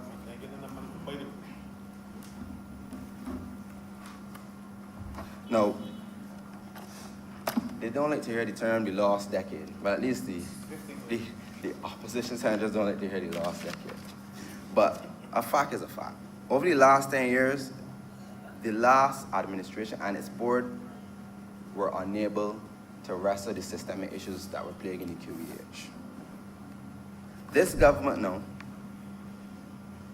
after winning the general election, put systems in place, appointed a new board, and from day one, in the last 18 months, that board has been taking step by step, stride by stride, addressing issue after issue to try to arrest and change the course of the current QEH as it relates to the issues that's been facing.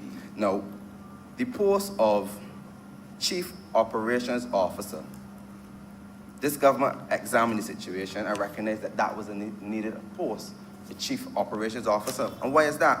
Because the Chief Operations Officer will be responsible for the overall management of the Queen Elizabeth Hospital. And within the bill, it also highlighted further duties that he will have. And that list includes maintaining the external accreditations, ensuring the effective planning and implementation of the capital works projects, ensuring that there is a current plan for disaster management, and maintain the effective information and technology and cybersecurity infrastructure. Those are some of the duties that the Chief Operations Officer will have. The next post, which is the Director of Clinical and Diagnostic Services, as it currently stands, is only the Director of Medical Services, which is basically the heart and soul of the Queen Elizabeth Hospital. That person is responsible for the delivery of health services. Now, the new post, that being the Clinical and Diagnostic Services, the Director of Clinical and Diagnostic Services, while that may merge with the Director of Medical Services, the intent here is for that person to relieve some of the stress off of that existing director, so that this new post would now be created to deal specifically with the improvement of productivity and efficiency in the overall delivery of services, of health services. And the final post, which is the elephant in the room, the issue of the executive chairman. Now, before I speak on this post, one of the senators in this honorable chamber suggested that the executive chairman of the board is likely, one of the senators in this honorable chamber had indicated that the existing chairman of the board is likely to become the person to fulfill the role of the executive chairman. Now, in that same breath, they indicated, and that's really the atmospheric noise came into play, about this lack of accountability and the lack of transparency. So before I address this atmospheric noise, I want to examine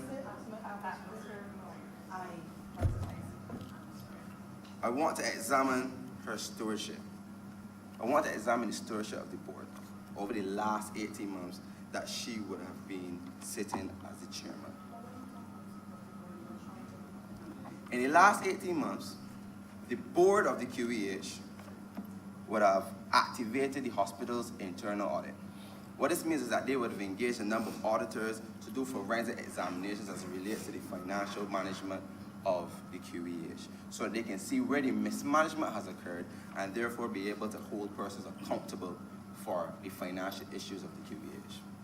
The board has also begun costing the services of the Queen Elizabeth Hospital. Because as it currently stands, the lump subvention that the QEH currently receives is not necessarily based on the actual output of services that they provide. So we have a lump sum of money that comes into the QEH, which might very well not be able to deal with the actual cost of running the QEH. So what this board has done has started the costing program so that we can find out what every cent for each equipment, for each good, and each service amounts to, so that we can have a better understanding of the total cost, total operational cost of running the Queen Elizabeth Hospital. The board has also initiated a stock-taking exercise at the Queen Elizabeth Hospital, and to date they've discovered, let me quote the figure here. To date they've discovered that there is approximately a $30 million variance between the stock that is currently at the Queen Elizabeth Hospital and what is reported in the financial reports of the Queen Elizabeth Hospital. $30 million is the amount of money in stock that is unaccounted for in the Queen Elizabeth Hospital. That is what this board has discovered. This board has also engaged a company which specializes in inventory management solutions to restructure and improve the way in which we manage our inventory. They've identified some security measures such as barcoding and other security features to help minimize the loss of stock and the misplacing of stock within the Queen Elizabeth Hospital. The board has also removed itself from its involvement within human resources issues. Now that is an important aspect that should be highlighted with this board, because naturally persons would suggest that if the board is involved in human relations matters, there might be some sense of political interference in the determination or outcome of the situation. So now the board is no longer involved in that manner. That is strictly an HR matter. And finally, this board has expanded the minor case unit within the hospital. It has repaired the staffing. It has repaired the changing room, repaired the respiratory unit within the general workers area, as well as repaired the nurses' lounge. So there are a number of things that this board has been doing over the last 18 months to ensure that some of the issues that the QEH has been experiencing has been addressed and rectified. And I just named a few. This is only a few of the many issues that the QEH is currently plagued with. Now with that in mind, when the post of executive chairman was suggested, and when it was suggested that there would be a merger between the CEO and the executive chairman, the atmospheric noise began. Lack of accountability, lack of transparency. But I want this honorable chamber to know that the concept of an executive chairman is not new to corporate governance. This is not fly-by-night position. It was not just created to suit this particular. It was not just a post that was created for this particular bill. This is something that was in existence prior to this bill. A research paper undertaken suggested that 75% of the French companies have a single person occupying the CEO and chairman roles within their corporate structures. And 60% of the American companies have a single person holding the position of CEO and executive chairman. So it is not new. But most importantly, in 2004, the National Association of Corporate Directors explored the issue of merging the CEO with the executive chairman. And in that report, titled The Report of the NACD Blue Ribbon Commission on Board Leadership, it determined that each institution or organization is different, and the board should determine which leadership structure is most appropriate to their situation when they examine how that system of leadership should be enacted. This government has done the work. This government has assessed the situation. We've looked at the history of the Queen Elizabeth Hospital. We've looked at the current management situation and how beneficial it was over a period of time. And we've come to the decision, bearing in mind all of the issues that have occurred in the past, that the best way to deal with the leadership and management structure of the Queen Elizabeth Hospital is to make these three proposed positions available to the Queen Elizabeth Hospital and its executive directors. Now, once this bill is passed with your support, what we will now be able to see within the Queen Elizabeth Hospital is an executive chairman who has established clear lines of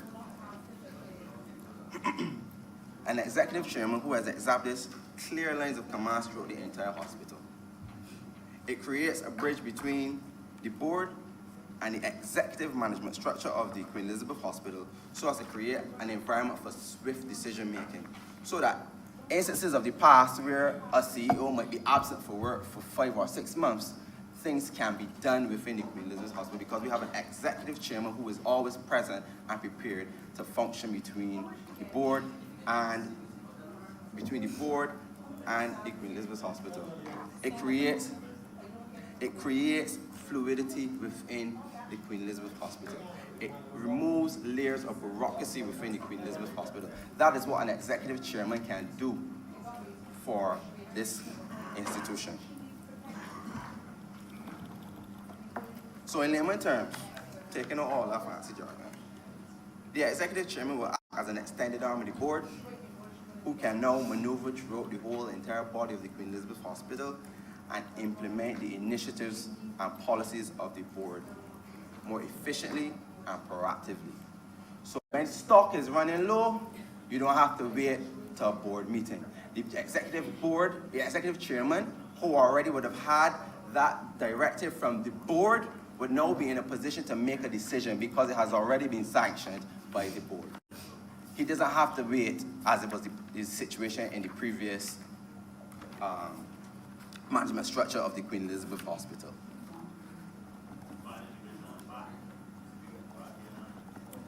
Now, again, I won't go back to the atmospheric noise, accountability and transparency. Now, when I look at the bill indicates that under clause 2, that the board is going to delegate such functions as it thinks fit and expedient for the purpose of effectively transacting the business of the board to the executive chairman. So the first thing that we need to identify is that the board delegates that power to the executive chairman.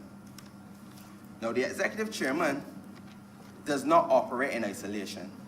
So the executive chairman does not sit in the board and makes decisions on its own. This bill suggests that the board there are 13 members within the board. Correct me if I'm wrong. The board shall consist of 13 members. 13 members will be in this board. One individual may sign off, but 13 people have to collectively make decisions as it relates to policy and initiatives within the boardroom.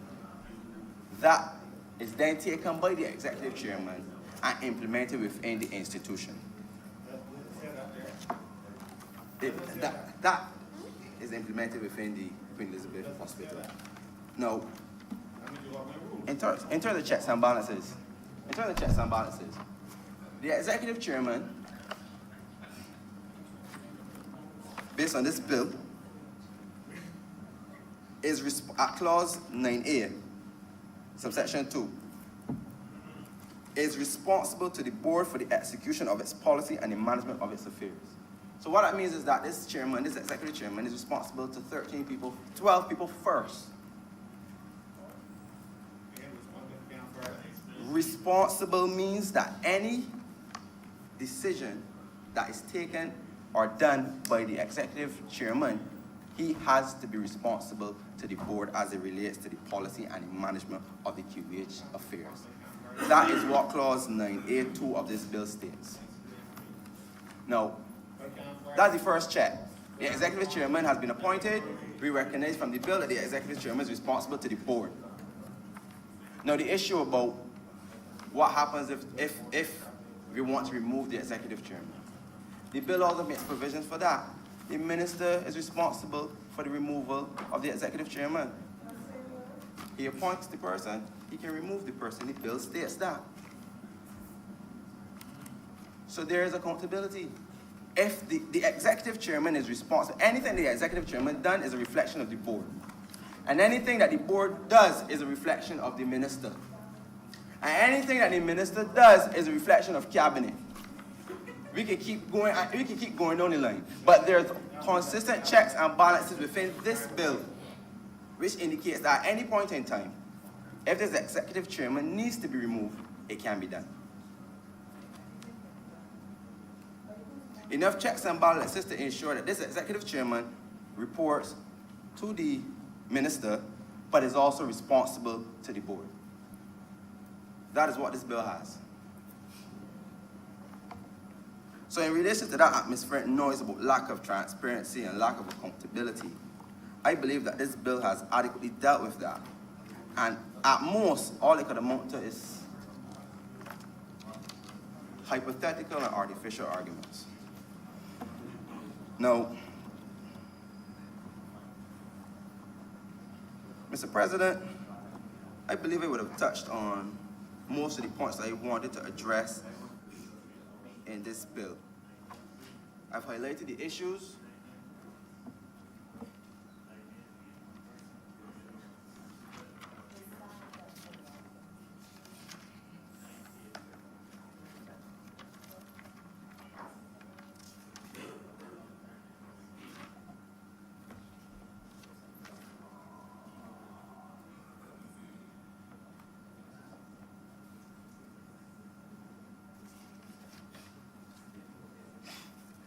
Mr. President, I believe I've identified most of the issues I wanted to address in relation to this bill. I've identified the issues that are plaguing the Queen Elizabeth Hospital.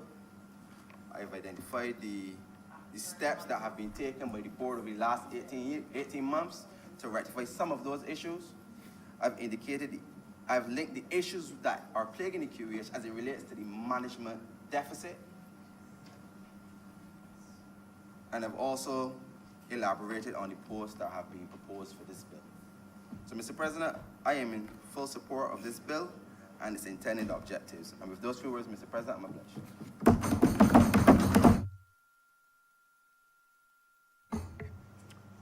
Senator Crystal Hay. Thank you, Mr. President, for the opportunity for me to speak on the QEH amendment. Barbados is a country, one of the countries that has committed itself to the provision of universal health care for its citizens. And it's a lofty but very, very noble goal because it has an influence on the life or death of our citizens, on their financial survival or their financial detriment. For the last 55 years, QEH has been the only tertiary care hospital on the island, providing a range of services from preventative medicine to palliative care. But in my observation as a doctor who had spent about 10 years of my life working in the institution, it has become abundantly clear that it wasn't business as usual then, and it is not business as usual now. The term business as usual is something that I actually picked up in a statement by the then president of the Barbados Association of Medical Practitioners. The statement is from July 2014. It was an appeal. It said, short-term financial injections have failed to rectify the serious situation at the QEH. BAMP therefore appeals for restoration of adequate levels of funding to prevent harm to patients. As a junior doctor at the time and as a public servant at the time. May I inquire from what are you quoting? Oh, that's from a Nation News article. Nation News article, July 2014. But I wanted to, I wanted to reference that particular statement based by the bargaining agent that acts on behalf of doctors, just to give an idea of what the last 10 years was like operating under not just the Democratic Labour Party administration, but under the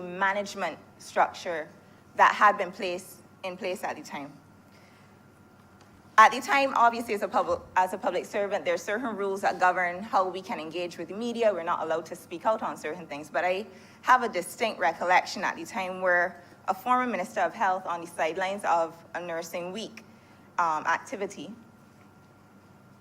around the same time BAMP released a statement, said that he wasn't aware of any issues at all at the QEH. But in my capacity as a Registrar 1 at the time, I knew that we had run down to a 2-day supply of anesthetic gas. The concern at the time was that with 2 days supply of anesthetic gas, you couldn't possibly consider doing any surgery electively on anyone. So for a prolonged period of time, you might recall that you were hearing emergencies only, because God forbid there was a mass casualty situation.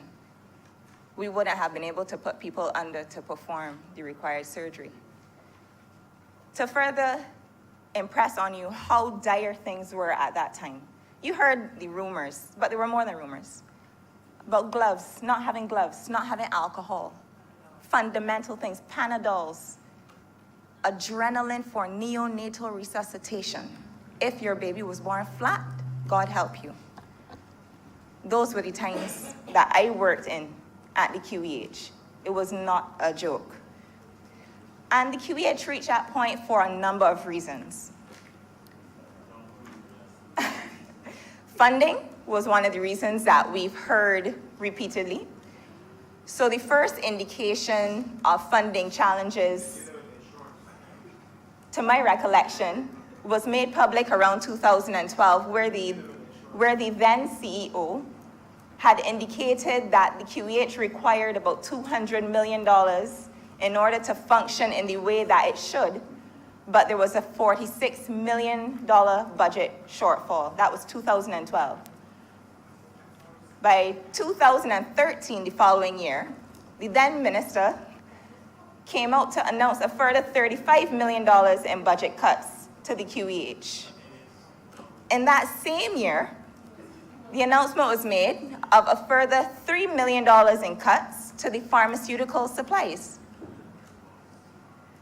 So chronic underfunding was an issue, to the tune of $500 million cumulatively over the last decade. And it had a very, very, very real impact. I can speak to my perspective as a Registrar 1 in the I department at the time. We had a 9-month period, 9 months, where surgery came to a standstill almost completely. You would not believe the predicament that it put not just patients in, but doctors, because a number of ethical dilemmas arose. And I will share an example with you. At the time, once again, we didn't have lenses, we didn't have balanced salt solution, we didn't have basic drapes for surgery for 9 months. So I have a clear recollection. You had one consultant at the time, God bless him, said, you know what, these are public patients.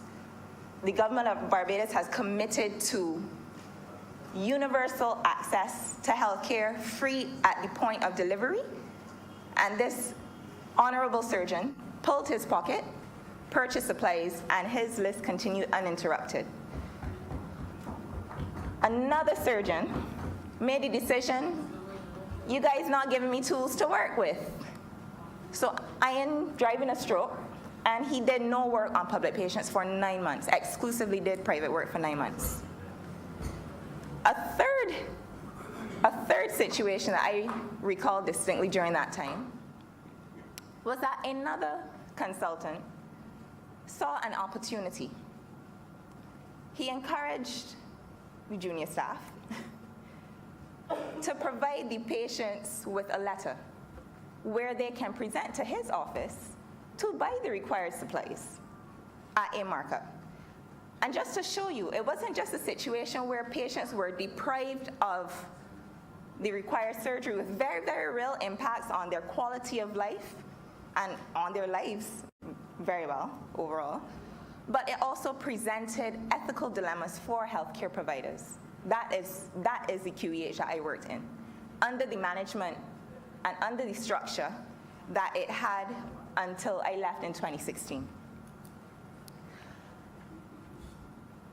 Earlier, one of my Senate colleagues spoke very passionately, and I agree with a lot of what he said.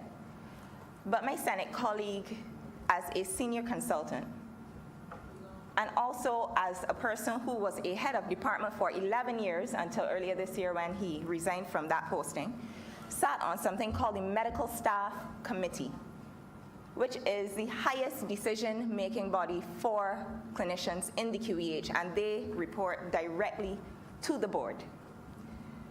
I'm just curious to know what his thoughts were about the operations of the QEH during the time that I was there as a junior doctor. I love my job. My patients love me. I showed up early, I left late. I mean, leaving that place was one of the hardest decisions I ever made, but I had to go. Could not deal with it anymore. It was rough. And I commend the staff who show up every day and commit their lives to the service of the Barbadian public. When we took office in 2018, we had a situation where the debts to suppliers that had resulted in the consequent disruption of supply and the consequent disruption of service, the debt to suppliers had accumulated to some $200 million. The same board that certain people are trying to lambaste have overseen that debt come from $200 million to some $15 million in 18 months. So when we speak about the QEH not having the financial challenges at the moment, but that the challenges currently are related to management, we are not kidding. We have seen an evolving crisis of management in the QEH. Departures of prominent figures, including the procurement officer. Many, many questions swirling about how he performed and what he did. I won't raise it here. Irregularities related to the financial management and lack of oversight of the institution. One thing that I recall very, very clearly back in 2013 was an accounts clerk managing to get away with something like $500,000 in forged checks. Where was the oversight from the Director of Finance, who, when called to question more recently, submitted a resignation? And further, speaking to the crisis of management, you guys will be well aware that when called to account during the estimates process earlier this year, we had a CEO that showed up for one day, never showed up again, and submitted his sick papers for 6 months. So how is a board that is the decision-making body of the institution supposed to see policy implementation when there has been near complete collapse of the senior management structure? Next to impossible to implement anything. So when we hear about stockouts because of somebody doing stock take, I don't take that. I do not accept that. Could it be that after the procurement manager resigned, that there were challenges subsequent to that member of the management team leaving?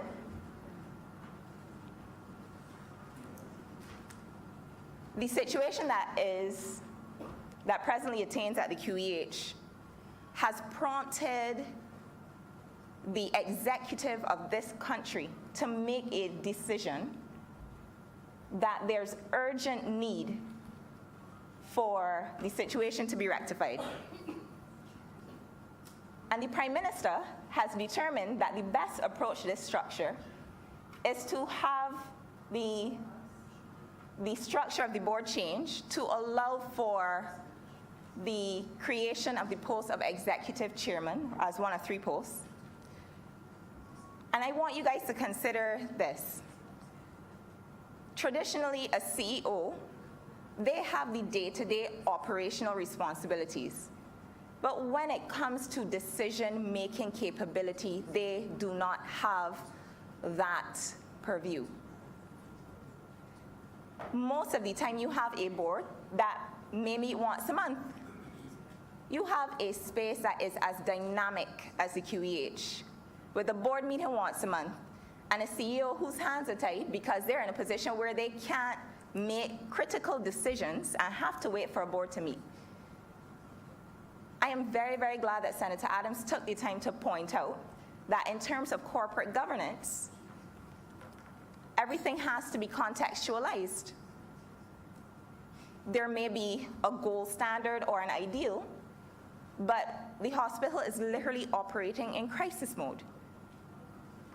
And there's an urgent need to see these situations rectified because lives are on the line.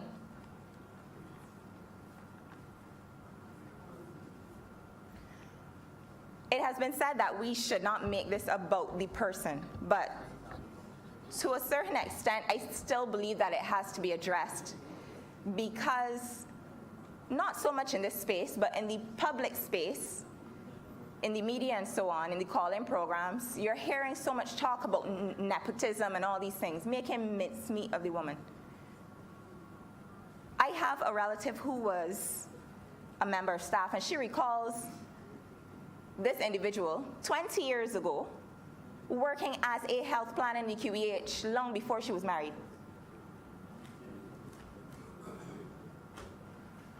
We need to look at her based on her merits and not her marital status. And I don't believe that she should be disqualified from the position because of her proximity to anybody she happens to be married to. End of story. She has an LLB with honors. She has a master's in health policy, health planning, health finance with distinction from a top UK university. And she currently works for a multilateral organization that oversees health planning and health policy in 12 islands. So people making an issue about what's she gonna get, what's her compensation gonna be, she getting the same thing as who was there before? This is a demotion for this individual, I would have you know. This is a demotion for this individual. But it is all about service and for love of country. I want to take the time to address a few things. The emergency department is one of the departments that repeatedly pops up in the press and can largely be seen as a barometer of the state of affairs in the wider institution. One of the chronic things you hear about is lack of bed space, overcrowding, staffing shortages, and so on. And one of the things that the Prime Minister actually decided to do, recognizing the challenges that she faced, was to prioritize seeing some kind of resolution to the issues in A&E, and that is why that money was allocated. The reason that has been provided for why the A&E expansion project has not been completed has been that they had conducted a study and found out that the subsoil is not appropriate for construction, and now they have to resort to Plan B, which may be to actually move A&E upstairs into the above floor. These things take time, okay? But in the meantime, the Minister of Health, in his wisdom, has seen it appropriate to seek to do other things, including making sure that there's a second triage system, including the implementation of a short stay unit and a minor cases unit, where if you're coming in to get a cast done or something like that, it wouldn't contribute to the crowding downstairs. And further to that, the opening of the 24-hour polyclinics has seen a throughput of about 3,500 patients a month, no doubt contributing to the alleviation of the backlog that we're seeing in the accident and emergency department. To my previous point, A&E acts as a barometer for the rest of the institution. So the things that are happening on the floors above impact ultimately what we see in the accident and emergency department. One of the critical issues in the QEH is the lack of bed management and the lack of proper discharge planning. We have a bed occupancy rate of about 7.5 days based on the last CMO's report.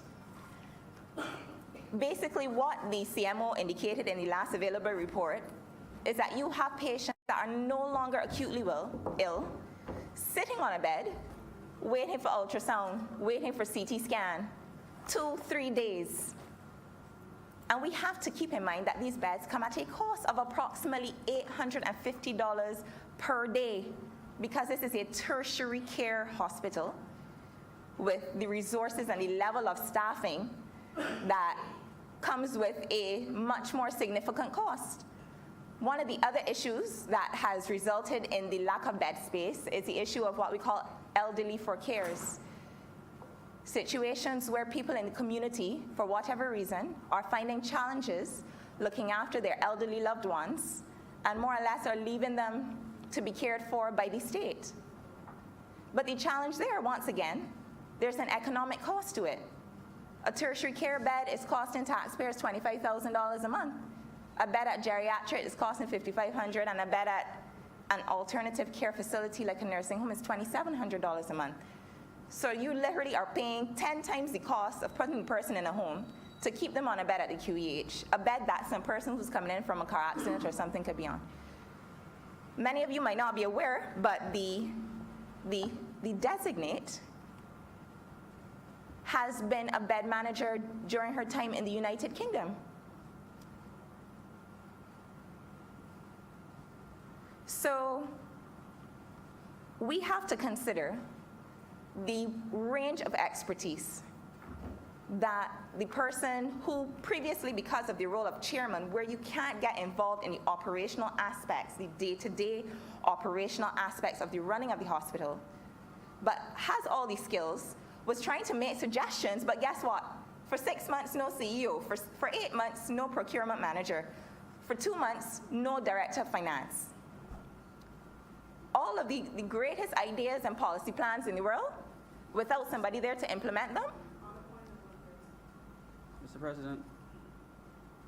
On a point of order, so I know if to sit. What do you raise, sir? On a point of order. The QEH, Mr. President, from the day that the CEO went on leave, had an acting CEO. To say to the public that is without leadership is totally incorrect. Not sure that's the point of order, but please proceed. Yes. So as I was saying, there are challenges related to bed management, to discharge management, that have consequent effects downstream on what we see manifest in terms of the overcrowding of the emergency department. Another issue that comes up repeatedly is that of surgical backlog. Patients having to wait months, if not years, to get surgery.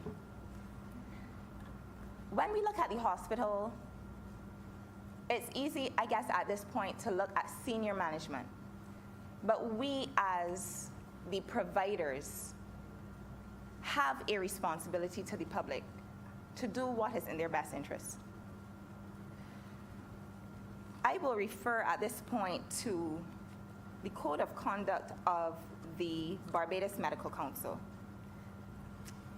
which indicates in section 3.91 that practitioners employed in the public service must be clear that their private interests do not conflict with their responsibilities in the public service. A conflict of interest can arise when a practitioner has an economic interest which conflicts with their public service obligations. One of the things that I hope to see resolution of is an issue where surgical waiting lists for public patients have continued to mushroom. And the elephant in the room has to do with an approach that senior medical staff have taken, where priorities elsewhere may conflict with the duty that they have to the public. It would be curious to see what an audit of surgical operating lists would reveal in terms of the weighting of public versus private work. I am hopeful that within the next few years, this is something that we can see resolution brought to, but I will leave that where it is. One of the issues that this government also has been tackling frontally has been an issue related to a shortage of nursing staff. I was heartened to see recently that the Minister of Health has overseen the appointment of 90 nurses who were previously temporary, including nurses at the psychiatric hospital, many who for 8, 9, 10 years were not appointed. So giving them that vote of confidence that previously was not there. But further to that, understanding that there are certain specialist areas, particularly in terms of nurses, nursing care, ICU nurses, cardiac care nurses, and so on, seeing the opportunity to engage, not just at a regional level, but at an international level, to seek help. And I understand that there was a very robust response to the advertising that went out to encourage Ghanaian nurses to apply for postings here in Barbados. Some, as I understand, close to about 700 nurses had applied online. 150 were shortlisted, and 120 are likely to be buttressing our nursing complement.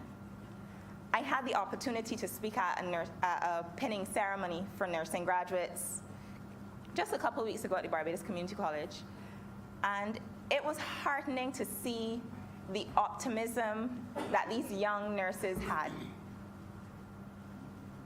I hope that with the additional staff, that they can not only get exposure to the clinical skills and so on that they may not have been exposed to before, because you have international expertise now coming into Barbados, so they would be able to be exposed to a different level of, a different way of doing things, hopefully, that they can learn from. But on top of that, I believe that one of the issues in terms of the nursing students not performing at the level that we would have wanted them to when it came to the regional examination is that when you have nursing students on a ward, you have nurses that are stretched to the max. Where does the time to teach come? So it doesn't only have direct influence on the relief of already overworked and burnt out staff, but it may actually have ripple-on effects in terms of the teaching that nursing students are exposed to. I can't stand here without speaking to junior doctors, as I was one for a number of years. The government of Barbados invests about $249 million on an annual basis, making sure that $249,000, per medical student during the time that they're training, during the 5-year time that they're training. But we've had a situation for some time, where in spite of completing that training, many junior doctors came home from Jamaica, from Trinidad, or perhaps even the ones who were still here, to find that there were no posts. But guess what? If you don't complete internship, you can't even look to register to open a clinic or to try to create an opportunity for yourself. So imagine your country having made that investment in you. You sacrifice time away from your family has invested money as well. And after 5 years, sorry, there's no room in the inn. So there's been a long-standing wage freeze, a long-standing hiring freeze. And just as there are shortages of nurses, we also need to rationalize our medical staff complement. I can tell you in my time, I worked in a department that had 12 consultants, each with their respective clinics, each with patients to prepare for surgery, each with a dedicated operating day, each with a set of post-op patients to see, by 4 junior doctors. 12 consultants to 4 junior doctors. The junior doctors are the ones who are in the hospital day in and day out. They're the ones working 30 hours every 3 days. They're the ones that interface with patients day to day.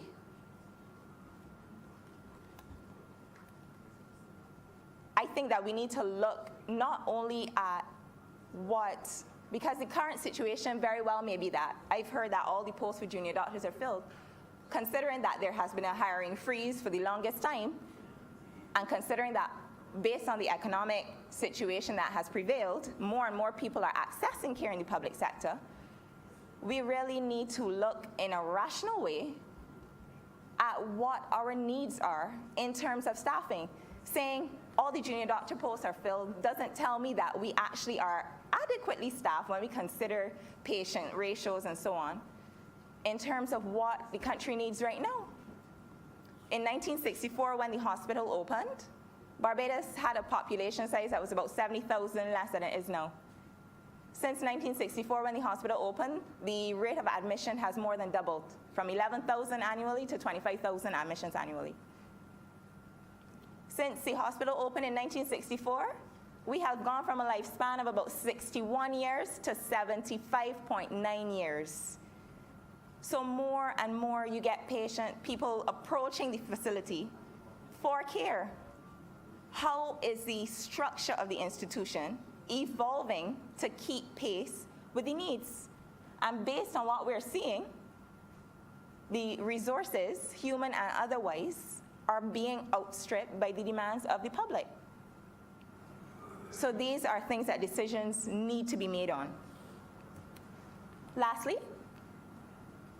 I cannot stand here as a champion for the Heart and Stroke Foundation and not speak to wellness. Every day, Barbadians make choices about their health. When you have the drink with the added sugar, when you have the sauce, I will say it again, when you have the pie, you're making decisions about your health. We're at a place where right now in Barbados, 8 out of 10 deaths are related to a non-communicable disease. The burdens as it relates to the need for dialysis, the amputation rate, the stroke rate, the heart attack rate, all related to choices that we as citizens are making day to day. And I want to use this platform to make a public appeal to Barbadians to just start by being more conscious of what you're putting into your body. And I'm not saying to quit cold turkey. Christmas is coming. I hope to indulge in some ham or maybe a little pie. But we really have to be more conscious as a people about what we're doing. You know? As Lead Pipe said, not all the time so, just sometimes. Not all the time so. All right? So I know it's past our usual lunchtime. I won't belabor the point. But this bill has my full support. And I look forward to seeing the change and the results that the designate, the highly qualified designate, will bring to the institution. Thank you, Mr. President.